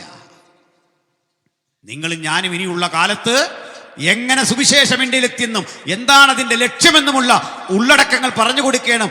ആ ഉള്ളടക്കം കൂടി പറഞ്ഞ് ഞാൻ അവസാനിപ്പിക്കാം. നമുക്ക് ഒരു ജീവിതമുള്ളൂ ഭൂമിയിൽ, ഒറ്റ ജീവിതം. ഈ ഒരു ജീവിതത്തിൽ നമ്മളെല്ലാം പരിക്ഷീണരാകുന്നൊരു ഘട്ടമുണ്ട്. ഞാൻ ചില നാൾക്കപ്പുറത്ത് കോവിഡ് ബാധിതരായ ആളുകളുടെ കുറേ പേരുടെ ശവം അടക്കിയിട്ടുണ്ട്. അതിലെൻ്റെ ഭാര്യാപിതാവിൻ്റെ സഹോദരനും ഉണ്ടായിരുന്നു, മരിച്ചു. ആരും വരുന്നില്ല, വണ്ടിക്ക് കൊള്ളില്ല. ഞാൻ ചെന്നു കാണാൻ, ബോഡി കൊണ്ടുവരാൻ. ഞങ്ങൾ 3-4 പേരുണ്ട്. അവിടെ ചെല്ലുമ്പോഴാണ് മനുഷ്യജീവിതത്തിൻ്റെ നിരർത്ഥകത എന്താണെന്ന് അറിയണ്ടേ. ഈ ബാഗിനുള്ളിൽ നമുക്ക് കാണാവുന്ന ഒരു പോളിത്തീൻ പോലുള്ള കവറ്, അതിനുള്ളിൽ സിബൊക്കെ ഉണ്ട്. ഈ മനുഷ്യശരീരങ്ങൾ ഇങ്ങനെ വിറകടിക്ക് പോലെ ചെതറി കിടക്കുകയാണ്. ഒരു ടാഗ് കെട്ടിയിട്ടുണ്ട്, പേരുമൊക്കെ എഴുതി. അത് കണ്ടുപിടിച്ചോണം, അവർക്കിത് കണ്ടുപിടിക്കാൻ പാടാ. നമ്മളതിലെ ശവങ്ങളെ നീക്കി ഇതിൻ്റെ ഇടവഴി നടന്നു. നമുക്ക് വേണ്ട വിധത്തിലെ സജ്ജീകരണങ്ങളൊക്കെ ഉണ്ട്, മാസ്കൊക്കെ ഉണ്ട്. അതിൽ നടന്ന് ഈ അപ്പനെ കണ്ടുപിടിക്കാനുള്ള വ്യഗ്രതക്കിടയിൽ, ശ്രമത്തിനിടയിൽ വല്ലാതെ മനസ്സിനെ വിഷമിപ്പിച്ചൊരു കാഴ്ച. ഒരു 8 വയസ്സുകാരി കുട്ടി, ഏഞ്ചൽ എന്ന പേര്, അതിൻ്റെ ബോഡി മരിച്ചിടക്കുക. എൻ്റെ കാലിൽ ഇതുപോലെ ടാഗിൽ കെട്ടിയിരിക്കുകയാണ്. ഏഞ്ചൽ, വയസ്സ് 8, തൂക്കം 17 കിലോ, അങ്ങനെ കണ്ട വെയിറ്റ് എടുത്തിട്ടിരിക്കുക. തൊട്ടപ്പുറത്ത് പ്രായമുള്ള ആളുകൾ, യുവതികൾ, യുവാക്കന്മാർ, നിരർത്ഥകമായി കിടക്കുന്ന ഈ ശവശരീരങ്ങൾക്കിടയിൽ ഇതിലൊന്നിനെ പൊക്കിയെടുക്കണം. കോട്ടയം മുട്ടമ്പലത്തുള്ള ശ്മശാനത്തിൽ കൊണ്ട് കരിക്കണം. പ്രാർത്ഥനയൊക്കെ നടത്താൻ തടസ്സമില്ല. ഫോറൻസിക്കിൻ്റെ ആ ഡിപ്പാർട്ട്മെൻറ്റിലേക്ക് കയറുമ്പോൾ അവിടെ എഴുതി വച്ചിരിക്കുകയാണ്, മരിച്ചവർ ജീവിച്ചിരിക്കുന്നവരെ പഠിപ്പിക്കുന്നു. മരിച്ചവൻ്റെ ഒരു ഗുരു, അവൻ പഠിപ്പിക്കുക. എന്താ പഠിപ്പിക്കുന്നത്? ഒരു ദിവസം നിനക്കും ഇതുപോലെ ഇവിടെ വരണം. ഒരു ദിവസം സകല ഭൂവാസികളുടെയും വഴി. മനുഷ്യൻ ആരായാൻ ശ്രമിച്ച ജീവിതത്തിലെ ഉദ്വേഗജനകമായ ഏറ്റവും വലിയ ചോദ്യം എന്താണ്? ഈ മരണം. ഭയത്തിൻ്റെ അടിമത്തത്തിൽ തന്നെ ആര് മാറ്റും? മരണഭയത്തിൽ നിന്ന് ആരെന്നെ രക്ഷിക്കും? ഈ ചോദ്യം മനുഷ്യരാശി യുഗങ്ങളായി ചോദിച്ചുകൊണ്ടിരിക്കുന്ന ചോദ്യമാണ്. മരണം മാറ്റാൻ കെൽപ്പുള്ള ഒരൗഷധവും ലോകം കണ്ടുപിടിച്ചില്ല. മരണം മാറ്റാൻ അങ്ങനെ ഒരു ഔഷധം കണ്ടുപിടിക്കാത്തത് തെറ്റുമല്ല. കാരണം ദീർഘായുസിനും ചില പ്രശ്നങ്ങളുണ്ട്. അതിനടുത്ത കാലത്ത് വായിച്ചൊരു സംഭവം പറയാം. ഒരു മനുഷ്യന് ഒരു ഗുരുവിൻ്റെ അടുത്ത് ചെന്നു. ഗുരുവിനോട് പറഞ്ഞു, ഒരാഗ്രഹമുണ്ട്. എന്താ? എനിക്ക് മരിക്കാൻ ആഗ്രഹമില്ല, എന്നും ജീവിക്കാനൊരു വഴി. ഗുരു പറഞ്ഞതിനൊരു വഴിയുണ്ട്. ഈ മലയുടെ അപ്പുറത്തൊരു തടാകമുണ്ട്. ആ തടാകത്തിൽ കുറേ വെള്ളമുണ്ട്. നീ ഒരു കവിൾ കോരി കുടിച്ചാൽ മതി. അത്രേ ഉള്ളൂ. ഇയാൾ അവിടെ ചെന്നു, തടാകം കണ്ടു. ഈ വെള്ളം കോരി എടുക്കാൻ തുടങ്ങും. പിന്നീട് ശബ്ദം, കൂട്ടുകാരാ, ചെയ്യരുത്, അപകടം. എന്തെറ്റി? ഒരു വൃദ്ധൻ ജരാനര ബാധിച്ച് ഇഴഞ്ഞവിടെ കിടക്കുക. അയാൾ പറഞ്ഞു, എനിക്കൊരു പറ്റുപറ്റി, ഞാനീ വെള്ളം കുടിച്ചു, പിന്നെ മരണം കിട്ടുന്നില്ല, ഭക്ഷണമില്ല, പരിരക്ഷയില്ല, ഞാനിങ്ങനെ മരണം കിട്ടുമോ എന്ന് കാത്തു കിടക്കുക. ഭക്ഷണവും പരിരക്ഷയില്ലാതെ, സ്നേഹം കിട്ടാതെ ഞാനിങ്ങനെ കിടക്കുക, മരിക്കുന്നില്ല. ഈ ഗതി ആർക്കും വരാതിരിക്കാൻ ഞാൻ പറയുക, നീ കുടിക്കില്ല, പൊക്കോ. അയാൾ തിരിച്ചു വന്നു. ഗുരുവിൻ്റെ അടുത്ത് പറഞ്ഞാൽ, അത് വേണ്ട കേട്ടോ, പിന്നെന്ത് വേണം? എനിക്ക് വൃദ്ധനായിട്ട് വേണ്ട, നല്ല യൗവനക്കാരനായിട്ടൊന്നും ജീവിക്കണം, അത്രേ ഉള്ളൂ. അതിനും ഒരു മലക്കപ്പുറത്ത് വേറൊരു വെള്ളം കിട്ടും, പോയി കുടിച്ചാട്ടെ. നിത്യയൗവന. ഇയാൾ ചെന്നു. വെള്ളം കോരി കുടിക്കാൻ തുടങ്ങുമ്പോൾ ഒരു അരവാരം ധാരാളം ചെറുപ്പക്കാരിറങ്ങി വന്നു. അവരൊന്നും പറയുന്നില്ല. ഈ ബഹളം കാരണം അങ്ങോട്ട് നോക്കുമ്പോൾ തന്നറിയണ്ടേ, എല്ലാ യൗവനക്കാരാണ്. ആ യൗവനത്തിൻ്റെ ചുറുചുറുക്ക് കൊണ്ട് തമ്മിൽ അടിക്കുക, ഒന്നും ഇഷ്ടപ്പെടുന്നില്ല, ഏറ്റുമുട്ടുക. സ്ത്രീകളും ആൺകുട്ടികളൊക്കെ ഉണ്ട്, പുരുഷന്മാരെ ഒക്കെ ഉണ്ട്. ഇവർ തമ്മിൽ അലമ്പാണ്. വിഭവശേഷിക്ക് വേണ്ടി, ഇണകൾക്ക് വേണ്ടിയുള്ള തമ്മിലടി, മരിക്കുന്നില്ല, ഈ ശരീരത്തോടെ നിൽക്കുക. അയാൾക്ക് മനസ്സിലായി, ഇതും ഈ രൂപത്തിലിരുന്നാലും പ്രശ്നമാണ്. മുറിവേറ്റവരാ മിക്കവാറും, അപകടങ്ങൾ പറ്റിയവരാ മിക്കവാറും. അപ്പം നമ്മൾ കണ്ടത് മരണം ഇല്ലെങ്കിലും അതൊരു ഭയമാണ്. അങ്ങനെ ജീവിക്കുന്നതിലും അർത്ഥമില്ല. മരണവും ഭയക്കുന്നു, ജീവിതത്തെയും ഭയക്കുന്നു. അതുകൊണ്ട് ആ ചില അന്യതാബോധം വന്ന, അല്ലെങ്കിൽ ചില പ്രായമുള്ള മനുഷ്യർ പറയുക, എനിക്കൊന്നും മരിക്കണം, പ്രാർത്ഥിക്കുക.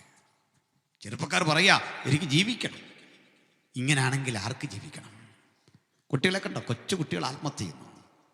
നിസാരങ്ങളായ കാര്യങ്ങൾ മതി മനുഷ്യൻ മരിക്കുന്നു. മരണഭീതി ചിലരെ അലതല്ലുന്നു.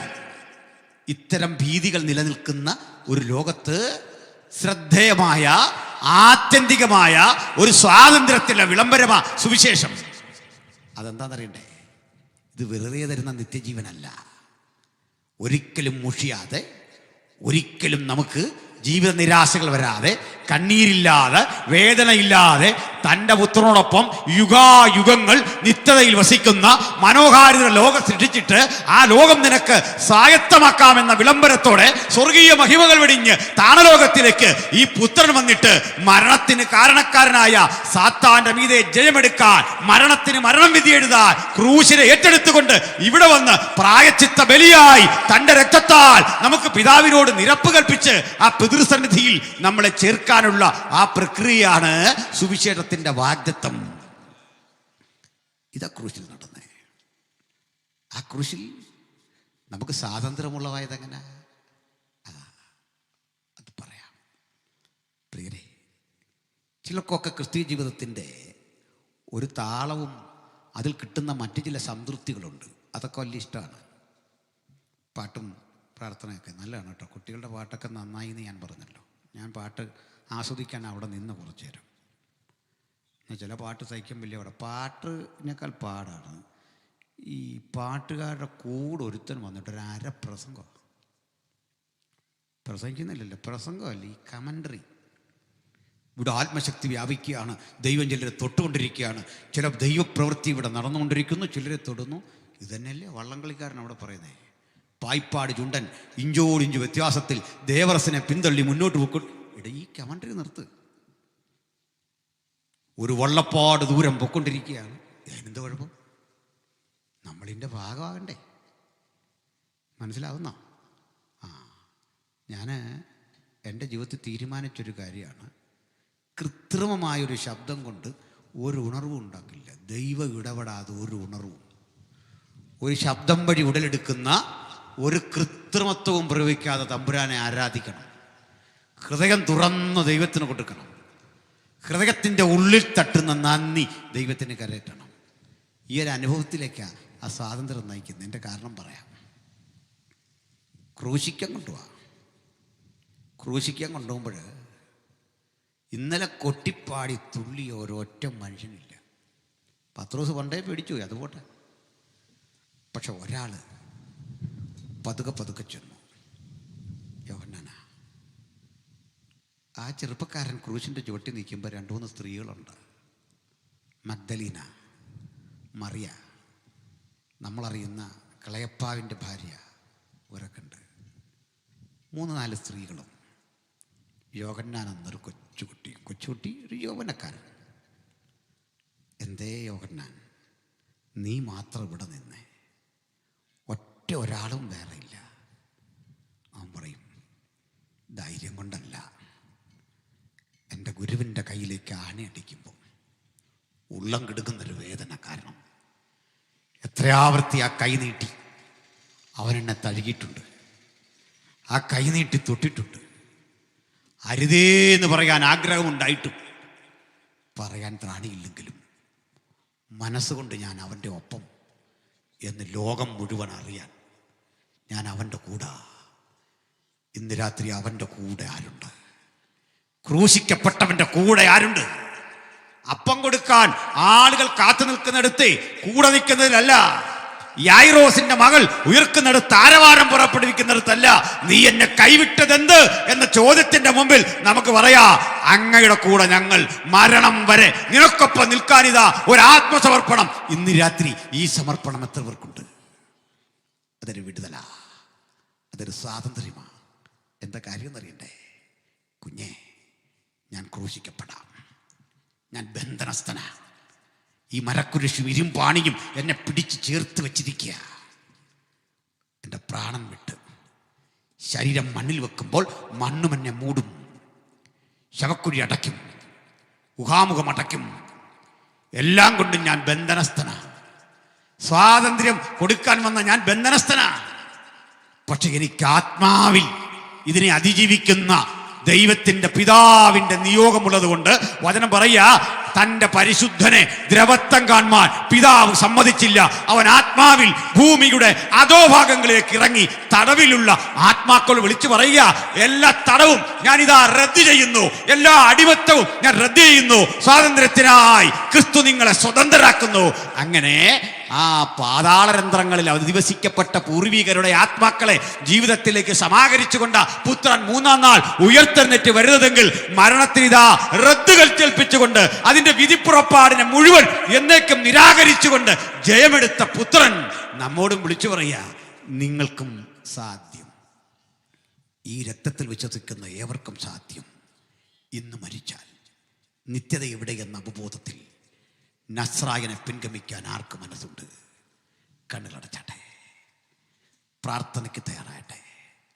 ഇവിടം വിട്ടുപോകും മുമ്പ് എൻ്റെ വീടിന് വേണ്ടി, കുടുംബത്തിന് വേണ്ടി, യേശു ചൈതന്യം അധിവസിക്കേണ്ടതിന് വേണ്ടി, ഞാൻ നിശ്ചയിച്ചുറപ്പിച്ച ജീവിത വഴികളിൽ കൂടുതൽ കരുത്തോടെ പോകേണ്ടതിന് വേണ്ടി, എൻ്റെ ഉള്ളിൽ ക്രിസ്തു വരേണ്ടതിന് വേണ്ടി, എൻ്റെ ഉള്ളിൽ ദൈവം ഇടപെടേണ്ടതിന് വേണ്ടി എനിക്കായി പ്രാർത്ഥിക്കണം.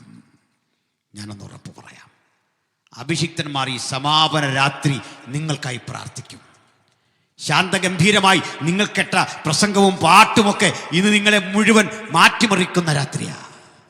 സകല അധികാരവും നൽകപ്പെട്ട ദൈവസാന്നിധ്യം നിങ്ങളുടെ സ്ഥിതിയെ മുഴുവൻ മാറ്റി, മക്കളുടെ സ്ഥിതിയെ മാറ്റി, കുടുംബത്തിന്റെ സ്ഥിതിയെ മാറ്റി, അടുത്തു മകളെയും വചനം കെട്ടവരുടെ കുടുംബ ബന്ധങ്ങളുടെ തകർച്ചകളെ മാറ്റി, മദ്യാസക്തിയുടെ തകർച്ചകളെ മാറ്റി, ആ അടിമത്തത്തെ മുഴുവൻ മാറ്റി നിങ്ങൾക്ക് സ്വാതന്ത്ര്യം തരുന്ന ഒരു പുത്തൻ അനുഭവം ആർക്ക് വേണം?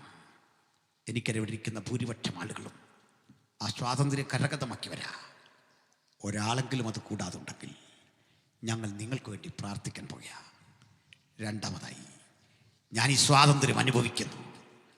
ഞാൻ കണ്ടെത്തിയ സ്വാതന്ത്ര്യത്തിന് സാക്ഷ്യപത്രമായി എനിക്ക് പരമാവധി എൻ്റെ യേശുവിനെ കുറിച്ച് പറയണം. ആർക്കാഗ്രഹമുണ്ട്? മൂന്നാമതായി, എൻ്റെ ഉള്ളിൽ എവിടെയോ നീറുന്ന നൊമ്പരങ്ങളുടെ ഒരു കടലുണ്ട്. എനിക്കൊന്ന് റിലാക്സ് ചെയ്യണം. ഭാരം എൻ്റെ മനസ്സിനെ അധിവസിക്കുന്നു. എനിക്കൊന്ന് റിലാക്സ് ചെയ്യണം. വലിയ വ്യസനങ്ങളുടെ പെയ്യാതിരിക്കുന്ന ഒരു മഴ പോലെ ഹൃദയത്തെ വല്ലാതെ വേദനിപ്പിക്കുന്ന 100,000 അനുഭവങ്ങളിൽ കഴിയുന്ന ചിലരെങ്കിലും ഇന്ന് രാത്രിയുണ്ട്. ഞാൻ ആത്മാവിൽ പറയുന്നു, അതിനെ മുഴുവൻ അഴിച്ചു മാറ്റുന്ന ഒരു ദൈവ സാന്നിധ്യം. ആർക്കാഗ്രഹമുണ്ട്?